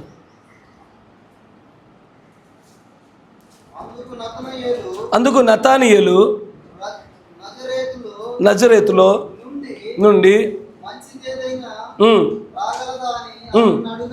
నతానియేలు అంటే ఒక వ్యక్తి ఉన్నాడు కదా, అతని దగ్గరికి ఫిలిప్ అని ఒక వ్యక్తి వచ్చాడు. వచ్చాయని అంటాడు, ఫిలిప్పు ఇరా. ఏంటయ్యా? బంగారం దొరికిందయ్యా. బంగారమ్మా? నిజమయ్యా. ఎక్కడ దొరికింది? బంగారం ఆమె కొట్టులో దొరికిందా? కాదయ్యా. ఎక్కడ? నజరేత్లో దొరికింది. నజరేత్లో సాధారణంగా బంగారం ఉండదే. నజరేత్లోంచి బంగారం కూడా ఏది రాదే. కావాలంటే వచ్చి చూడయ్య ఒకసారి అనగానే ఫిలిప్పు చెప్పిన మాటకి నతనీయులు వచ్చి పరీక్ష చేస్తా ఉన్నాడు. దూరం చూస్తున్నాడు. దూరం చూసి దగ్గరికి వచ్చేసరికి, నువ్వు ఆ చెట్టు కింద ఉండగానే చూశాను అని బంగారం పలకగానే, బంగారమా నువ్వు నిజంగా బంగారం. ఎందుకంటే బంగారాన్ని కనుగొన్న ఏ వ్యక్తి నోరు మూసుకొని కూర్చోలేడయ్యా. కరెక్టేనా కదా? బంగారం దొరికాక ఎవరైనా సరే నాకు దొరికిందయ్యా అని చెప్తారు. అనేకులకు అదే బంగారాన్ని అప్పచెప్పి ప్రయత్నం చేస్తారు. దేవుడి యొక్క ప్రవక్త అంటాడు, when you found that kind of treasure, ఆ భూమిలో అలాంటి ఒక సంపదను కనుగొనిన తర్వాత you can't even stay shut, నోరు మూసుకొని నువ్వు కూర్చోలేవు. నీకు బంగారం లాంటి వర్తమానం దొరికినప్పుడు ఎవ్వరికి పంచకుండా ఎలా కూర్చోగలుగుతామయ్యా మనము? కనబడ్డ ప్రతి ఒక్కరికి, అయ్యా నాకు 1200 బంగారం దొరికాయి, నాకు 1200 బంగారాలు ఎక్కడున్నాయా అంటే, ఎప్పుడు ఫోన్లో పెట్టుకొని తిరుగుతాం, జేబులో పెట్టుకొని తిరుగుతాం, బుక్లో పెట్టుకొని తిరుగుతాం, మదిలో పెట్టుకొని తిరుగుతాం. మేము బంగారంతో నింపబడినాం మేము అందరం కూడా. ఎలా వెళ్ళాలా? ఆ బంగారం దొరికిన తర్వాత దేవుడు ప్రవక్త అంటాడు, ఎలా కూర్చుంటారే ఒంటరిగా మీరు సైలెంట్గా? కనబడ్డ ప్రతి ఒక్కడికి బంగారం దొరికిందని చెప్పరా? అయ్యా అక్కడ ఆ బంగారం పరిశుద్ధాత్మ బాప్తిస్మానికి సాదృశ్యం, క్రీస్తుకి సాదృశ్యం. దాన్ని కొనుక్కోవలసిన వారమై ఉన్నాము. అది కొనుటకు సరిపడే ధనం ఈ భూలోకంలో మనం సంపాదించలేం, కానీ దేవుడు మనలో పెట్టినటువంటి ఆ హృదయమే ఆ ధనము. ఆ ధనాన్ని ఇచ్చి కొనుక్కుందామా? Praise the lord. మరొక విషయం వైపు ముందుకెళ్దాము. ఇక్కడ ఆ బంగారాన్ని కొనుక్కోవడానికి, ఆ పొలంలో ఉన్న విషయాలు కొనుక్కోవడానికి పరిశుద్ధులందరూ దృష్టాంతాలలో కూడా, పాత నిబంధనలు కూడా సమస్తాన్ని పోగొట్టుకుని త్యజించి మరి ఆ బంగారాన్ని కొనుక్కున్న వాళ్ళు ఉన్నారు. హెబ్రీ పత్రిక క్షమించాలి హెబ్రీ పత్రిక 11వ అధ్యాయము 24వ వచనం.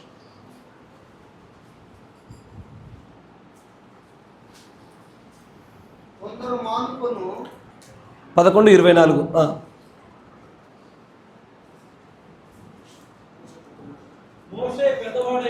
మోషే పెద్దవాడైనప్పుడు విశ్వాసమును బట్టి ఐగుప్తు ధనము కంటే క్రీస్తు విషయమైన నింద గొప్ప భాగ్యమని ఎంచుకొని అల్పకాలము పాపభోగం అనుభవించుట కంటే దేవుని ప్రజలతో శ్రమ అనుభవించుట మేలు అనుకున్నాడు. ఆయన ఏ స్వరాన్ని అయితే గొర్రెలను కాచుచుండగా విన్నాడో, అయ్యా ఏ స్వరమైతే తన తల్లిగుండ తన బాల్యదశ నుంచి నువ్వు విమోచకుడవు అని వింటూ వచ్చాడో, ఆ సంపద కోసము ఐగుప్తు సంపదను, అధికారాన్ని మొత్తాన్ని వదిలేశాడని చెప్తాడు అక్కడ. దేనికోసం ప్రాకులాడిన వాడిగా లేడైనా. రాజుల యొక్క గృహాల్లో చక్కటి అధికార పరిస్థితి ఉన్నప్పటికీ కూడా కనుగొనినటువంటి సంపద వీటన్నిటికంటే గొప్పదని తెలిసాయన. పొందబోయే మహిమ ఎదుట ఇవి ఎన్న తగినవి కావు అంటాడు. గారు ఏమంటారు? పొందబోయే మహిమ ముందు, ఆ పొందబోయే సంపద ముందు, ఆ పొలంలో దొరికిన సంపద ముందు నేను అమ్మిన ఈ చిన్న అరేకరం పొలం ఎంతయ్యా? అదేమో కోట్ల విలువ కలిగిదే. నేను అమ్మిందేమో ఇంతేనా? దాని ముందు ఇదెంతయ్యా అంటున్నాడు ఆయన. అయ్యా పరలోక సంపాదించుకోవాలి అంటే చాలా మార్గాలు ఉంటాయి. ఆ ధనాన్ని కొనుక్కోవడం, ఆ సంపదను కొనుక్కోవడానికి అనేకమైన మార్గాలు ఉంటాయి. అంతెందుకయ్యా, ఎలీషాని ప్రతిష్ఠించమని చెప్పి దేవుడు ఏలియాకి ఆజ్ఞించాడు. ఏలియాకి 3 ఖచ్చితమైన ఉపదేశాలు ఉన్నాయి. అని అంటాడు, ఇజ్రాయేల్ మీద హజాయేలు అనేటువంటి ఒక రాజుని, ఒక వ్యక్తిగా రాజుగా చేయి. సిరియా దేశం మీద మరొక రాజుని పెట్టు. యోహుని ఇజ్రాయేల్ మీద, సిరియా దేశం మీద హజాయేలు పెట్టమని చెప్తాడు.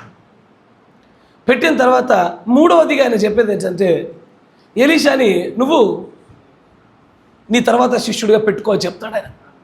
చెప్పినప్పుడు ఎలీషా దగ్గర రాగానే రా నాతో పాటు అన్నాడు. ఏమన్నాడు? నాతో పాటు రా అన్నాడు. నీకు నాకు జరిగినంత వర్తమాన బోధ కూడా జరగలే ప్రారంభ దశల్లో. రా అన్నాడు అంతే. రా అనగానే తను ఏ 12వ ఎరక మీద పనిచేస్తున్నాడో ఆ అరకను అప్పటిదప్పుడే నరికి దాంతోనే పెద్ద భోజనం చేసి సమస్తాన్ని వదిలించుకొని బయటకు వచ్చేసాడు ఆయన. ఎందుకంటే తాను పొందబోవచ్చున్న మహిమ, తాను పొందుకున్నటువంటి ఆ సంపాదన, ఆ ట్రెజర్, ఆ గొప్ప ధనని ఎదుట తన తండ్రి వల్ల వచ్చినటువంటి ఆస్తిపాస్తులు ఆయనకు పెద్దగా ఎన్నదగిన కనబడలేమంటాడు ఆయన. సమస్తాన్ని తెంచుకొని బయటకు వచ్చేసారు. అట్లా పిలిస్తేనే చేపలు పడుతున్నటువంటి శిష్యులను కూడా దేవుడు రండి మిమ్మల్ని మనుషులను బట్టి జల్లలుగా చేస్తానన్నాడు. అదేదో వీళ్ళకేమన్నా అనుభవం ఉన్న పనే? పామర్లు అయ్యే వీళ్ళు గట్టిగా మాట్లాడితే నోరు తడబడుతూ ఉంటుంది. అది అలాంటి వ్యక్తులు రండి అనగానే అక్కడిదక్కడే ఆ వలని వదిలేసి మరిపోయినారు వాళ్ళు. ఎందుకంటే ఆ పొందుకోవలసిన ఆ సంపద ఎదుట వదిలివేస్తున్న ఈ సంపద లెక్క చేయడానికి కూడా పనికిరాని. ఆ ఉపమానం మనకు అందరికి ఏది చూపిస్తుందో తెలుసా?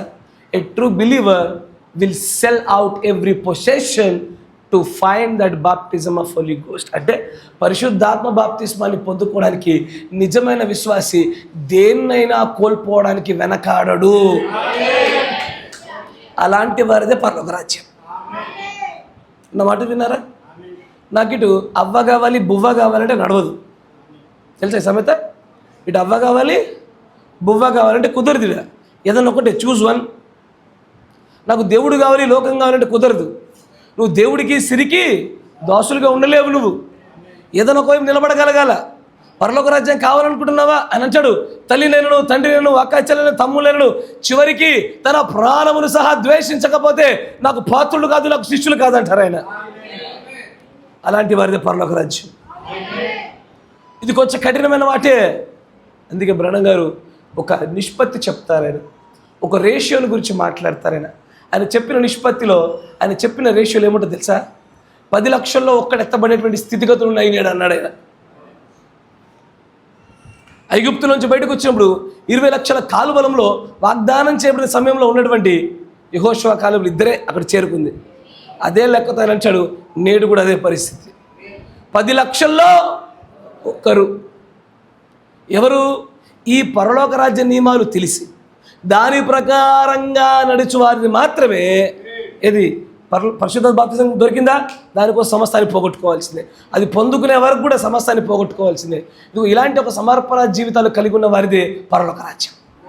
అందుకే ఆయన పరలోక రాజ్యం మర్మాల గురించి మాట్లాడుతూ, ఒకడు పొలంలోకి వెళ్ళినప్పుడు అతను పని చేయించిన గొప్ప సంపద కనబడగానే తాను వెనక్కి వెళ్ళి తన కలిగిన సమస్తాన్ని అమ్మి దాన్ని కొనుక్కున్న వ్యక్తితో పోల్చబడ్డాడు.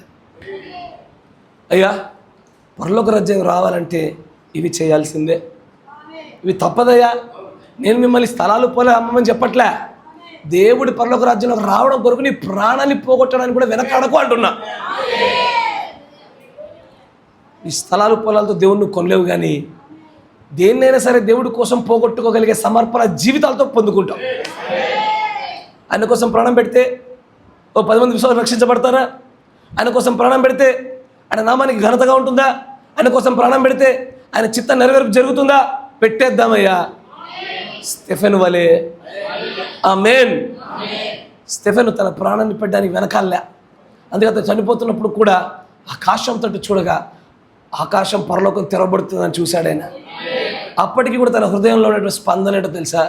యేసు ప్రభు శిలువ మీద పలికిన మాటలే, ప్రభువా వీళ్ళు తెలియక చేస్తా ఉన్నారు నాయన, క్షమించు క్షమించు. నాకు తెలుసు నాన్న నువ్వు అలాంటి వాడు అని, అందుకే నేను పైకి తీసుకెళ్తున్నా అంటాడు ఆయన. అంతేగా పరలోక రాజ్యానికి వెళ్ళే క్యాండిడేట్ల యొక్క క్వాలిటీ తెలిసి ఆయనకి, ఎలాంటి వారిని తీసుకెళ్ళాలో తెలిసి ఆయనకి. దాన్ని పొందుకోవడం కోసం దేన్నైనా పోగొట్టుకుంటారు. ఆస్తిపాస్తులు కాదు, ప్రాణాన్ని కూడా పోగొట్టుకుంటారు వాళ్ళు. కానీ ఈ రోజున రక్షణ తీసుకో తల్లి అంటే మా ఆయన ఒప్పుకోడేమో, మా నాన్న ఒప్పుకోడేమో, మా చెల్లి ఒప్పుకోదేమో. కొన్ని పరలోక రాజ్యాన్ని తీసుకెళ్ళమని వాళ్ళని అడిగి చూడు ఒకసారి. వాళ్ళకే గతి లేదు, వాళ్ళు దూరడానికే సందు లేదు, మెడలో డోలు వేసుకుని తిరుగుతున్నారు. ఏసన్నా మనం వెళ్ళడానికే మార్గం లేవు. మన రక్షణ తీసుకెళ్ళి మరొకరిపైన ఆధారపడి పెట్టి జీవితంలో ఎక్కడికి వెడతామయ్యా మనం?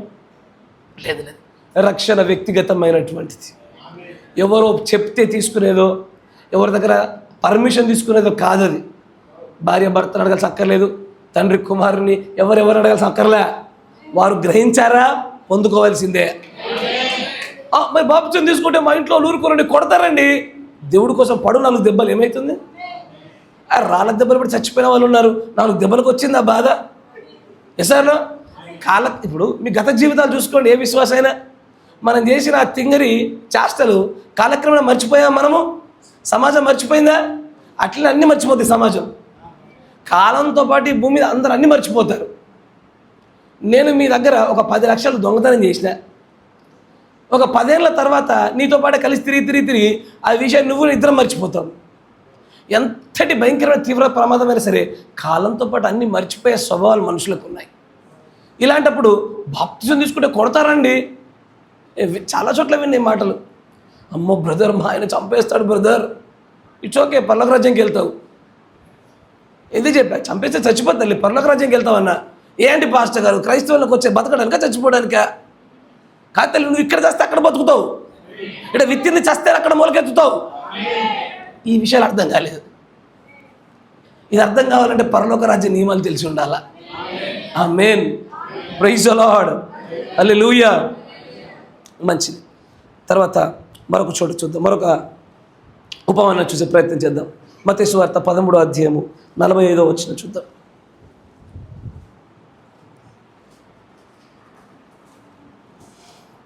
మరియు పరలోక రాజ్యము చదవండి. మరియు పరలోక రాజ్యము మంచి ముత్యములను కొనవెదకుచున్న వర్తకుని పోలి ఉన్నది. అతడు అమూల్యమైన ఒక ముత్యమును కనుగొని పోయి తనకు కలిగినదంతా అమ్మి దానిని కొనును. అంతేనా? మరియు పరలోక రాజ్యము సముద్రములో. చాలు, ఆ ఉపమానం అంతే. ఒక వర్తకుడు కొనేవాడు ముత్యాలు కదా, ఆల్చిప్పలో దొరుకుతూ ఉంటాయి కదా ముత్యాలు. ఆ ముత్యాలు కొనడానికి షాపింగ్కి వెళ్ళాడు ఆయన. మంచి ముత్యం ఎక్కడ దొరుకుద్దా? ఈ షాప్లోకి వెళ్ళాడు, చూశాడు, దొరకలే.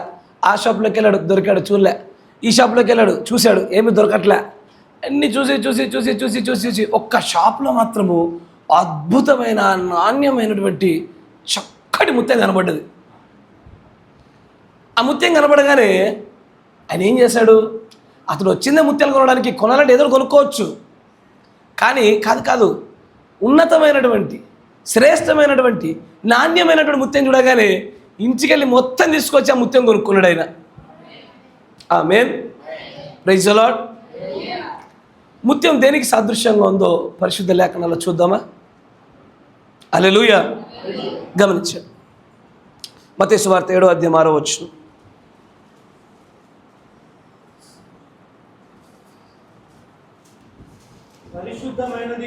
పరిశుద్ధమైనది కుక్కలకు పెట్టకుడి, మీ ముత్యములను పందుల ఎదుట. ఒకసారి ఇట్లాగే బ్రహ్మం గారు తనతో పాటు కొంతమంది సహోదరులతో ప్రయాణం చేస్తున్నప్పుడు, అంటే తన దినచర్యలో తిరుగుతుండగా ఎదురుగా కూర్చున్న ఒక వ్యక్తి బ్రహ్మం గారితో కొద్దిసేపు సంభాషించగానే మంచి ఆత్మ సంబంధమైన సంభాషణ, చక్కగా మాట్లాడుకున్నారు. తనతో పాటు వచ్చిన సహోదరులు అప్పటికే మేఘమును గురించిన ప్రత్యక్షత బ్రహ్మం గారు తన సంఘంలో ఉన్న వారందరికీ తెలియజేసేసరికి ఇప్పుడు వీరు ఆపుకోలేక, ఎందుకంటే సంపద దొరికిన వారు సైలెంట్గా ఉండరుగా, వీరేం చేశారంటే ఎదురుగా ఉన్న వ్యక్తికి ఈ మేఘం ఏమై ఉన్నదో వివరించే ప్రయత్నం చేస్తూ బ్రదర్ అని స్టార్ట్ చేయబోగానే బ్రహ్మం గారు ఆ సహోదరుని ఆపి పక్కకు తీసుకొచ్చి పందుల ముందు ముత్యాలు వేయకండి అని అన్నాడు. ఏంటది? పందుల ముందు ముత్యాలు వేయొద్దు. ముత్యము వాక్యానికి సాదృశ్యం. ఈ వాక్యం కూడా అయ్యా అందరి ముందు వేసేది కాదది. This message is not for everybody. ఈ వర్తమానం అందరి కోసం కాదయ్యా, ఇది కొంతమందికే నిర్మాణం చేయబడింది, కొంతమంది కోసమే బయలుపరచబడతా ఉంది. అయితే ఈ ముత్యాలు కొందామని చెప్పేసి సత్యాన్వేషణ, ఏది సత్యమో కనుగొందాము అనే ప్రయత్నంలో క్రైస్తవుడు ప్రయాణం చేస్తూ ఉన్నాడు. సిఎస్ఐకి వెళ్ళాడు, నచ్చలే ముత్యం. పెంతకోస్తుకి వెళ్ళాడు, నచ్చలే ముత్యం. రోమన్ క్యాథలిక్కి వెళ్ళాడు, ఆ ముత్యాలని మురుగుబట్టి ఉన్నాయి. రక్షణ పెంతకోస్తుకి వెళ్ళాడు, అక్కడ ఎట్లున్నాయి ముత్యాలు? వంకర డింకరగా ఉన్నాయి. ఎక్కడో మెల్లగా పాతాళపల్లికి వచ్చాడు ఆయన. ఎక్కడికి వచ్చాడు? పాతాళపల్లికి చూస్తే మాత్రము ఈ ముత్యం బాగుంది, ఈ ముత్యమే చక్కగా కనబడుతుంది. అయ్యా, మిగిలిన చోట్ల చూసిన ముత్యాల కంటే ఈ ముత్యం శ్రేష్టంగా ఉంది, అయితే ఈ ముత్యం కావాలి నాకు ఇప్పుడు. ఆమేన్. మరొక విషయం చెప్తారు. సబీనో క్యానియన్ అని ఒక ప్రాంతంలో బ్రహ్నం గారు ఒక రాయిని ఆనుకొని 2 చేతులు పైకెత్తి ప్రార్థన చేస్తూ ఉన్నాడు. ప్రార్థన చేస్తూ ఉండగా ఏదో వచ్చి చేతిలో తాకినట్టుగా అనిపించింది ఆయనకి. ఏంటని చూస్తుంటే చేతిలో ఒక రాజఖడ్గం కనబడతా ఉంది. ఆ రాజఖడ్గానికి పట్టుకోవడానికి ముంగడ కింద పిడి ఉంటుందా? పిడి అంటారు ఈ ప్రాంతంలో, పిడి ఉంటుందా? ఆ పిడి ముత్యముతో చేయబడిన పిడి అది. అయ్యా, ఏ ముత్యమో తెలుసా? శ్రేష్టమైన ముత్యంతో చేయబడిన పిడి అది. అది దేనికి సాదృశ్యం అంటే 7వ ముద్ర యొక్క బయలుపాటులో ప్రత్యక్షతకు సాదృశ్యమే ఆ ముత్యంతో కూడుకున్న రాజపిడి అది. నువ్వు షాపుల్లో అంటే నీ సత్యాన్వేషణలో మేలైన ముత్యము దొరికే సంఘంలో కొనుక్కోవాలా? ఆ మేలైన ముత్యం పిడిగిన రాజఖడ్గాన్ని పట్టుకోవాలా? అప్పుడు నువ్వు ఒక ప్రత్యేకమైన ద్వారాల్లోంచి ముందుకెళ్తావు. అన్నమాట, జాగ్రత్త వినండి. మేలైన ముత్యాన్ని కొనాలి, మేలైన ముత్యపు పిడిగిన ఖడ్గాన్ని పట్టుకోవాలి. అప్పుడు నువ్వు మేలైన ముత్యముతో చేయబడినటువంటి ఒక ప్రత్యేకమైన ఒక వస్తువులోంచి వెళ్తావు. ప్రకటన గ్రంథము 21వ అధ్యాయము 21వ వచనం.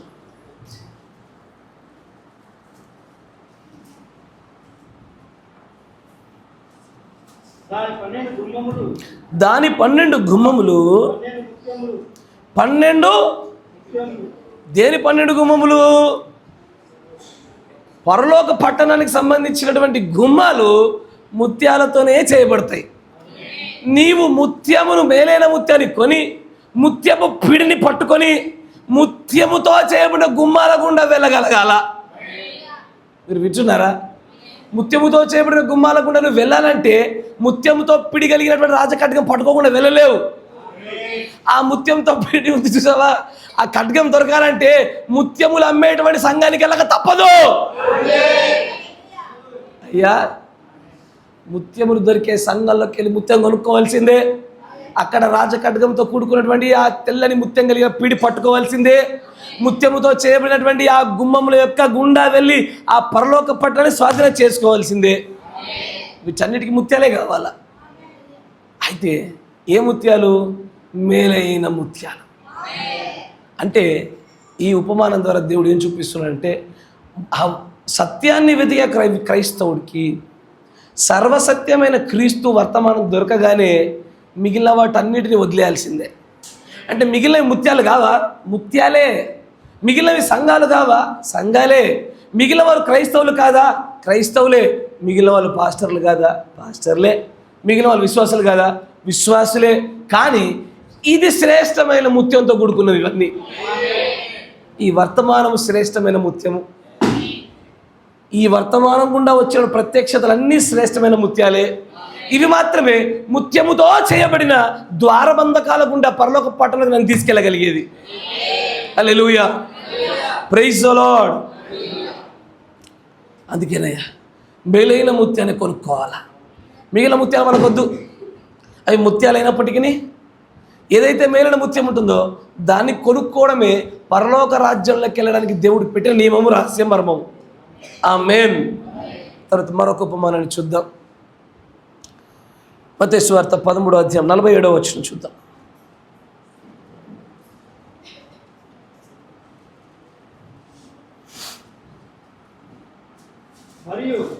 మరియు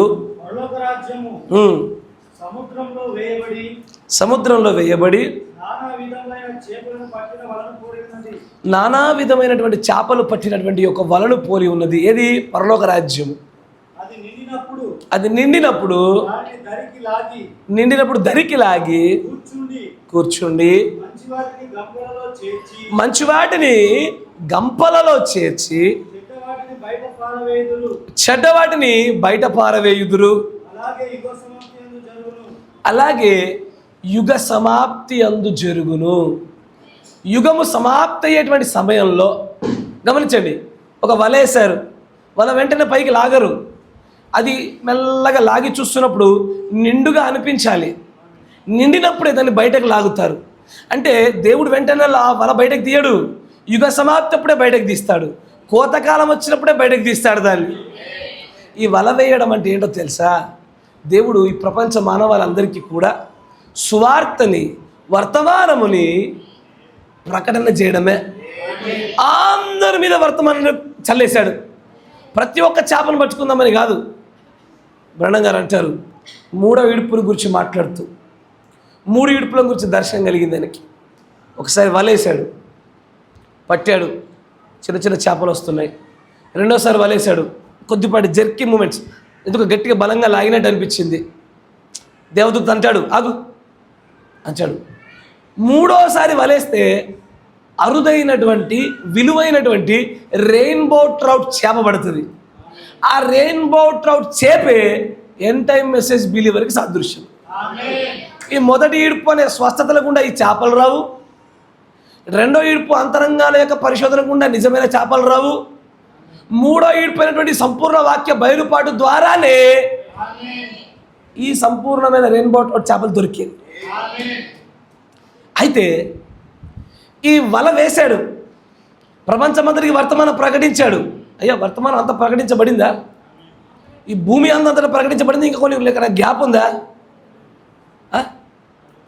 అన్ని చోట్ల, ప్రతి ప్రాంతంలో, ప్రతి మనిషికి దేవుని యొక్క ప్రవక్త వర్తమానం నడిచాడు. వర్తమానం కోడ్ చెప్తా, రాసుకునే వాళ్ళు రాసుకోండి, ఎందుకంటే మీరు ఒకవేళ స్టడీ చేద్దాం అనుకునే వాళ్ళ కోసం. 63-0120M 63-0120M దానిలో 17వ పేరాలో అంటాడు, నేను తీసి చూపించట్లేదు సమయాన్ని దృష్టిలో పెట్టుకొని. అక్కడ అంటాడు, this message has swept entire earth. ఈ వర్తమానము ఈ భూమిని మొత్తాన్ని నింపజేసేసింది ఆల్రెడీ అన్నాడు ఆయన. తాను ఉండగానే 7 మార్లు భూమి చుట్టూ తిరిగినాడు ఆయన. ఎస్ సార్, ఆయన 7 మార్లు తిరిగినప్పుడే భూమి అంతటా ఈ వర్తమాన ప్రకటన అయిపోయింది. అంటే బ్రదర్, మాకు సంబంధం, నేను మొన్న పుట్టే నాకు తెలియదుగా, నువ్వు అనొచ్చేమో, అది నీ తల్లిదండ్రుల బాధ్యత, నీ తల్లిదండ్రుల బాధ్యత అది. ఇప్పుడు గవర్నమెంట్ ఏదైనా సర్వే చేస్తుంది అనుకోండి, ఈ ఊర్లో సర్వే చేశారు, సర్వే చేసే సమయానికి నువ్వు లేవు, పక్క ఊరికి వెళ్ళావు. ఇప్పుడు ఇంత గవర్నమెంట్ ఏమంటుంది, ఈ ఊర్లో సర్వే అయిపోయిందంటదా ఇంకా ఉందంటదా? అయిపోయిందని చెప్పుద్ది. నువ్వు అనొచ్చు, నేను లేనుగా, నేను చేసే టైంకి నువ్వు లేవుగా. సార్, నేను సర్వే చేసే టైంకి నువ్వు లేవు, నేను ఈ భూమి అందంతటా వర్తమానాన్ని ప్రకటన చేసి నువ్వు లేవు. నువ్వు ఆ సమయంలో పిండంగా ఉండి రాలిపోవటం మేలు అని ప్రసంగి చెప్పిన మాట గుర్తొస్తుంది వాళ్ళకి. ఎందుకంటే బ్రహ్మం గారు చెప్తారు, ఈ మెసేజ్ ఇప్పటికే భూమి అందంతటా ప్రకటన అయిపోయింది, ఇక చేయగలిగేది ఏమీ లేదు, ఎప్పుడు ఎత్తబాటు కూడా తెలియదయ్యా. ఆ వల నిండిన సమయం వచ్చేసింది. ఒక్కసారి బయటకి లాగగానే ఆయన రెయిన్బో ట్రౌట్ చేపల్ని మాత్రమే దేవదూతలు వచ్చి పక్కకు జరుపుతారు, మిగిలిన ప్రతి చేపను అటు పక్కన పడేస్తారు. ఆయనకు అన్ని చేపలు అక్కర్లే, ఆయనకు పులస చేప కూడా అక్కర్లే. ఏంటది? ఆ చేప కూడా ఆయనకు కావాల్సిందల్లా రెయిన్బో ట్రౌట్ చేపలే కావాలి. ఈ లోకంలో ఎంత ఖరీదు ఎంత రుచి ఆయనకు అవసరం లేదు, పరలోకానికి కావాల్సింది రెయిన్బో ట్రౌట్ చేపలే. అక్కడ ఆ రెయిన్బో ట్రౌట్ చేపల్ని, మిగిలిన చేపల్ని దేవుడి ప్రవక్త నీతిమంతులు అనీతిమంతులతో పోల్చాడు. నీతిమంతులను ఒకవైపు తీసుకెళ్తాడు, అనీతిమంతులను ఒకవైపు తీసుకెళ్తాడు. కానీ ఆ వలలో మాత్రం అందరూ పడతారు, ఈ వర్తమానంలో అందరూ చిక్కుతారు, క్రైస్తవ్యంలో అందరూ ఉంటారు, సంఘంలో అందరూ ఉంటారు. ఇది పరలోక రాజ్య నియమాలు కాబట్టి ఈ నియమాల ప్రకారంగా అది నిండబడినగానే, నింపబడగానే, బయటకు తీయబడగానే, యుగ సమాప్తి రాగానే దేవదూత వచ్చి ఇరువురిని వేరు చేస్తారు. నీతిమంతుల చేపల్ని, రెయిన్బో ట్రౌట్ చేపలను ఒకవైపు, మిగిలినటువంటి చేపలన్నింటినీ మరొక వైపు పెట్టేస్తాడు. అయ్యా, ఇప్పటికీ ఎన్నైనాయి? 7 ఉపమానాలైనాయి.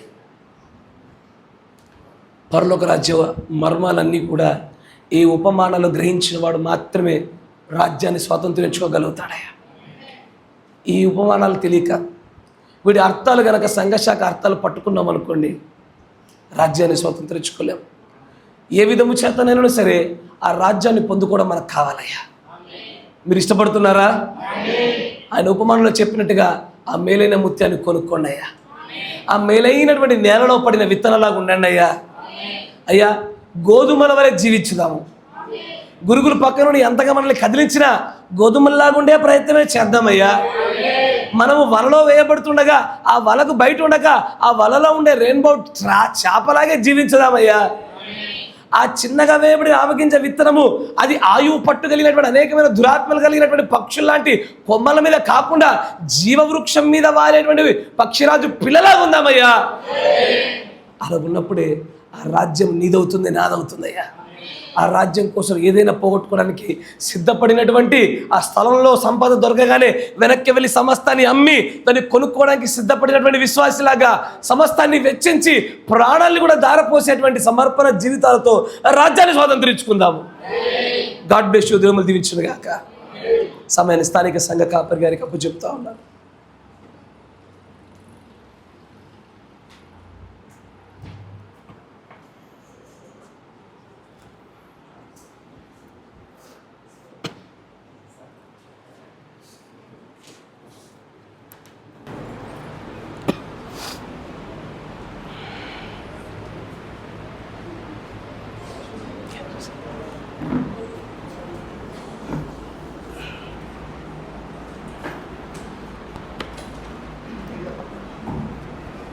చాలా సంతోషం ద్వారా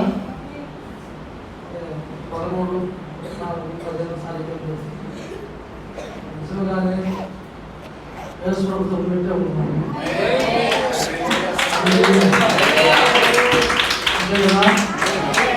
కాబట్టి ప్రార్థన ప్రారంభమైపోతుంది. ముంచుకో రావడం, కూర్చోవడము, ఆమె చెప్పడం, అదే చెప్పడం, వాక్యాన్ని చెప్పడం ఎట్లుందంటే పరలోకము ఇక్కడికి వచ్చేసినట్టుగా ఉంది. ఆమేన్.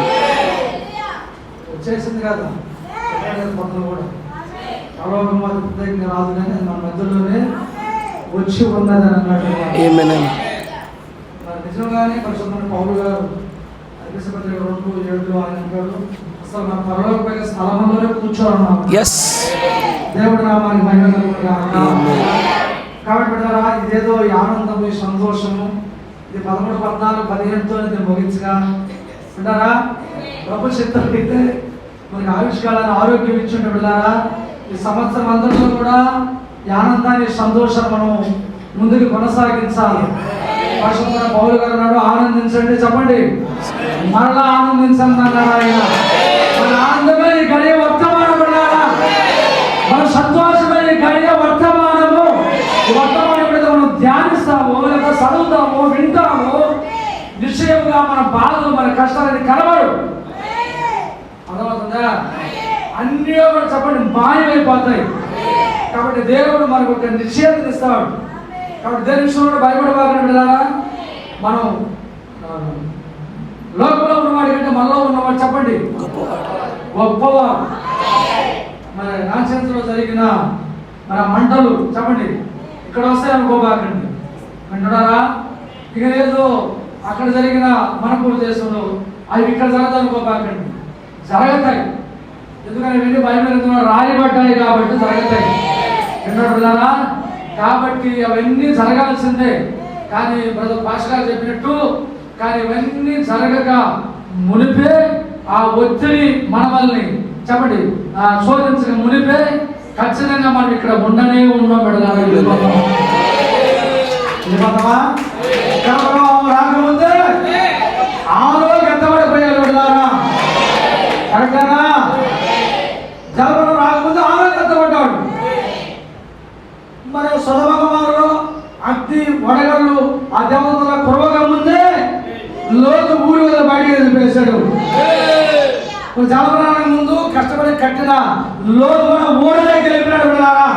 ప్రవక్త ఏమన్నాడంటే, అస్సలు అబ్రహాము అంత అందులో అసలు అక్కడ లేనే లేడు.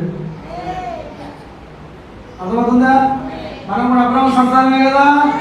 ఇవన్నీ రాకముందు మనం ఇక్కడ ఉండలే, కానీ ఇవన్నీ మనం వింటేనే, చూస్తేనే, చదివితేనే ఆ యొక్క కూడా విశ్వాసం అనేది, ఆ భయభక్తులు అనేది మనకు వస్తాయి. అందుకే దేవుడు కొందరు వ్యక్తులు పెడతాడు, ఇలాంటి మీటింగ్లు జరిగించేదానికి వాళ్ళు ప్రార్థనలు చేస్తారు. వెళ్ళారా దేవుడు నాకు మేఘలు కాక కరెక్టనా? దేవుడు తన కార్యాలు జరిగించాలంటే ఒక వ్యక్తిని ముందు పెట్టుకుంటాడు. ఆయన వెనక్కుంటాడు. ఆయన ఎప్పుడు కూడా దేవుడు నా మనకు మేఘలు కాక సంతోషమేనా? కాబట్టి అవన్నీ జరగాల్సిందే, జరుగుతూ ఉండాల్సిందే. 6 మంది తెచ్చుకున్నారు, 7 మంది వద్దు. కానీ మనం కూడా ఈ శరీర మరణం ఉంది, కానీ ఆత్మ మరణం మనకు లేదు. సంతోషమేనా? 4 గుడులు ఏమైనా చెప్తా ఉంటే ఏమవుతుంది? 5 గుడులు లేదు మనక. నేను ఒక గుడి మిస్ చేస్తున్నాను వెళ్ళారా, కానీ మిస్ అయ్యాను కదా. మరి మనకు లింక్ ఉంది కాబట్టి ఆయన వెళ్ళిపోయినా వాళ్ళ ప్రాంతం ప్రదేశం మనం వాటిని చూస్తూ ఉండొచ్చు. వింటున్నారా? ఆయన చెప్పిన ప్రసంగాలన్నీ ఇందులోనే ఉంటాయి. ఇప్పటికే నేను పొద్దున చూస్తే 3 ప్రసంగాలు ఇందులోకి వచ్చేసి ఉన్నాయి. ఇంకా రావాల్సింది పొద్దుడిది, సాయంకాలం ఇది కూడా వచ్చేస్తుంది. అర్థమవుతుందా? వాడు ఊరికి బాగుంది వచ్చేది, పోయిన తర్వాత మన దగ్గరకు వచ్చేస్తుంది. మనం శుద్ధంగా శుభ్రంగా కూర్చొని ప్రార్థన చేసుకొని వర్తమానం ఇంత లేఖనాలన్నీ కూడా రాసుకోండి. అయ్యో స్పీడ్గా చెప్పాడు, మేము రాయలేకపోయినామే, మాకు తెలియలేదు అనుకోబాకండి. వింటున్నారు వెళ్ళారా? లేకపోతే మీరున్న ప్రాంతం ప్రదేశంలో ఎవరో ఒక దగ్గర సెల్ ఫోన్ ఉంటుంది, వారి యొక్క సింబల్ అనే ఛానల్ పడతానే అందులో ప్రసంగం అంతా హాయిగా కనపడుతుంది, ప్రసంగం కనపడుతుంది. కాబట్టి వెళ్ళారా? మంచిది ఆజ్ఞ తెలియదు. ఈ ఛానల్ మధ్యన వెళ్ళే సమయం పెట్టించాడు సార్. అది నేను పోయింది అనుకున్నాను పాల, కానీ ముందు నా సెల్ ఫోన్ పోయింది. కానీ ఆ ఛానల్ అది సిమ్లో దేంట్లో నాకు తెలియదు. ఆ ఛానల్ ఉంది వెళ్ళారా? కాబట్టి చూస్తూ ఉండాలి. నాకేం తెలుస్తుందా? కాబట్టి ఎక్కడంటే సామాన్యంగా సామాన్యుల తన మరుగుపరుచుకున్న దేవుడు సామాన్యంగా ఉండే ఆయన ప్రసంగాలు బొమ్మలు కూడా ఒక ప్రత్యేకంగా పెట్టుంటాడు. అయ్యగారు బొమ్మలు ఒక ప్రదేశము, ఆ మెసేజ్ చెప్పడం అలా పెట్టుంటాడు. కాబట్టి యేసురాము కూడా అలాగే చెప్పేది. ఉన్ని దున్నట్టు చెప్తే ఆ కాల ప్రజలకు కొందరికి అది చెప్పడమా కొందరికి ఎక్కదు. ఇక్కడికి వచ్చి తీసి పాప అంటే ప్రజలు చెప్పాలి, లేకుండా చెప్పాలి, అది బాగా ఎక్కువవుతుంది. కాబట్టి ఈ యొక్క 5 గుడికల్లో స్లోగా దేవుడు తన సులువు మరుగు ఆశగారిని ఆ సులువు మరుగు ఆయన్ని తను సులువు మరుగుపరిచి తనలోకి మెల్లగా వచ్చి మెల్లని స్వరంతో తన వాక్యాన్ని మనందరిలో ఎక్కించాడు అనుకున్నాను. ఇంతటితో తీసివేయకండి. ప్రార్థించండి వారి కొరకు, వారి పరిసరి కొరకు, వారి కుటుంబ ఫ్యామిలీ కొరకు ప్రార్థించండి. ప్రభు సిద్ధం అయితే మరి వ్యక్తుల్ని మరి ప్రార్థన చేసేవాడు ఉంటారు కదా, దాని ప్రసంగంలో రావాలని, ఇలాంటి వర్తమానం కూడా వినిపించాలని వెళ్ళారా? వ్యక్తులు లేకపోతే చెప్పాడు కదా తిప్పారపాట్ల ప్రార్థన గురించే ప్రారంభించాడు. కాబట్టి ప్రేమైన దేవుడు వెళ్ళారా ఉంటారు, వాళ్ళు ప్రార్థన చేస్తారు, కార్య సాధన అనేది దేవుడు జరిగిస్తాడు. వింటున్నారు వెళ్ళారా? అయితే నాకు చాలా సంతోషం ఏంటంటే వెళ్ళారా, మరి ప్రాంతంలో మా కుటుంబంలో అందరికీ కూడా చేరాలి, మా ఊరంతా కూడా చేరాలి. ఇలా ఇలా ఇలా వచ్చి చేతులు డబ్బులు కూడా సక్రమంగా లేని పరిస్థితుల్లో మరి 2004లో అయితే మీటింగ్ పెట్టుకున్నాము. మరి మార్పు చూసుకొచ్చి మార్చి 2 పెట్టి మరి ఈ సంవత్సరం మొదటి స్థాయిలో మనం ఎవరో ఒకరిని పిలిపించే మీటింగ్ ఇస్తే బాగుంటుంది అని చెప్పడానికి ముందు చెప్పలేక మాట్లాడుకోలేక ప్రార్థన చేసి మరి సహోదరుడు ఏలియా సమయాన్ని పిలిపించే ముందు చిన్న ప్రార్థన పెట్టుకున్నాను. మేము ఎప్పుడు ఈ 15 రోజుల లోపే అంటే 1వ తారీఖే మన చర్చలో ప్రార్థన వాక్య పరిస్థితి ఏమంటే ఏలియా సభ్యులు దేవుని కృప. అదవుతుందా? మీరు గమనిస్తున్నారో లేదు, మేము 10 సంవత్సరానికి కదా ముందు మీటింగ్ పెట్టక ముందే బాగా దిపాలపాటు ఏలియా సమయంలో వచ్చి ప్రసంగం ఇస్తాము. మరి ఈ సంగతి అందరూ నేను తెలుసుకోవాలి. దేవుడు నామానికి మహిమ కలుగుతుంది కనుక. కాబట్టి మరి అంతేకాదు, దేవుడు మన దేశ సాధనతో ఒక మాట చిన్న వాక్యాన్ని తీసుకొస్తాడు. దేవుడు ఒక అద్భుతం చేయబోతున్నాడు అన్నట్టుగా త్వరలో నా జనవరం దానికే ఎక్కడ తెలియచలా, అది ఇక్కడ ఏమన్నా తెలియచాలి జనాలు. దేవుడు ఖచ్చితంగా ఒక అద్భుతం ఏంటంటే మన దగ్గర పరిస్థితులు లేకపోయి డబ్బులు మంచి చక్కల వసతి మనలు లేకపోయినా దేవుడు ఉన్నవాడు కాబట్టి పెడతారా, ఉన్నవాడు చెప్పాడు కదా, ఉన్నవాడే చెప్పాలి పడాలనుకుంటా, ఉన్నవాడే కాబట్టి అత్యధికముగా ఆయన ఏదైనా ఇవ్వగలిగిన వాడు, చేయగలిగిన వాడు. అయితే ప్రార్థన ఫలితం అనేది మనకు ఉండాలి కదా. నేను చేస్తున్నానంటే కాదు, కానీ మన ప్రార్థన దేవుడు ఆలకించాలి. అందరూ ప్రార్థన కూడా దేవుడు ఆలకించడు.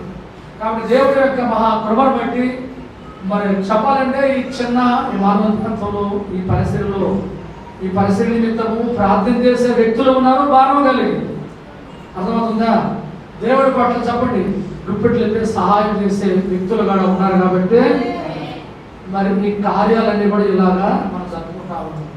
అటు వారి నిమిత్తము ఇంతవరకు యాజకులు వాక్యోపదేశం అందజేసిన సహోదరులు పాఠశాల నిమిత్తం కూడా ప్రార్థించండి. ప్రభుత్వం అయితే మరి మన జనవరి మాసంలో ఇంకా మనకు 11 మాసాలు అనేది కాకుండా చెట్టు మీద మరలా పెట్టడానికి ప్రణాళిక ఆయన చిత్రంలో ఉంటే పాఠశాల వస్తాడు, మరి విందాం మళ్ళా వస్తాడు. లేకపోతే ఆయన ఛానల్ కావాలని తీసుకోండి, అక్కడెక్కడ ఉండదు మీరు వాక్యాలు వింటా ఉండండి. సామాన్యంగా మాట్లాడుకోబోతున్నారు మీరు అలా ఏంది అక్కలేదు బైబిల్ అర్థమైతేనే మనకు వర్తమానం అర్థమైంది. మాకు ముందు అయ్యగారు అదే చెప్పారు, బైబిల్ చదవండి 7 ముద్రల పుస్తకంలో ఆ మొదటి ముద్ర అదే సామెత తను మొదలు తీసుకున్నా. నేను అనుకునే 4 సార్లు 3 సార్లు నేను మాట్లాడుతున్నాను. తర్వాత కాదు నేను ముందే ఉన్నది సార్లు చెప్పడని అప్పుడు దాన్ని మొదలుపెట్టాం. అందులో ముందు సారాంశం అంతా పెడతారా మనకు వింటున్నారా? కానీ 7 సంఘకాల పుట్టులో కూడా అట్నే ఉండి ఎందుకు ప్రత్యక్షత మనకు అర్థం కాకపోతే సంఘకాలన్నీ కూడా మనకు అర్థం కావు. ఆ పద్మాసతివి కానీ ఆ సంఘకాలం మనకు అర్థం కావు. ఇవన్నీ మొదట అర్థం కావాలి, తర్వాత చివరవన్నీ అర్థం అవుతాయి పెడతారు. వింటున్నా పిల్లలారా? మొదట నాగడ అర్థమైతే రెండో నాగడ అర్థమవుతుంది, రెండో నాగడ అర్థమైతే మూడో నాగడ ఈజీ. మనకు దేవుడు నామానికి ప్రేమ కలుగును కాకుండా చాలా సంతోషం పెడతారా? మరి సమయాన్ని బట్టి మరి ప్రారంభించిన ఈ యొక్క దినం ప్రార్థన ఏలే సమయంలో ప్రారంభం చేశాడు. ముగింపు ఆయన గొప్ప చెప్తున్నాము. మరి ఆయన ప్రార్థన ముగిస్తాడు, మరి తర్వాత మరి కార్యక్రమాలను మాట్లాడుతాం.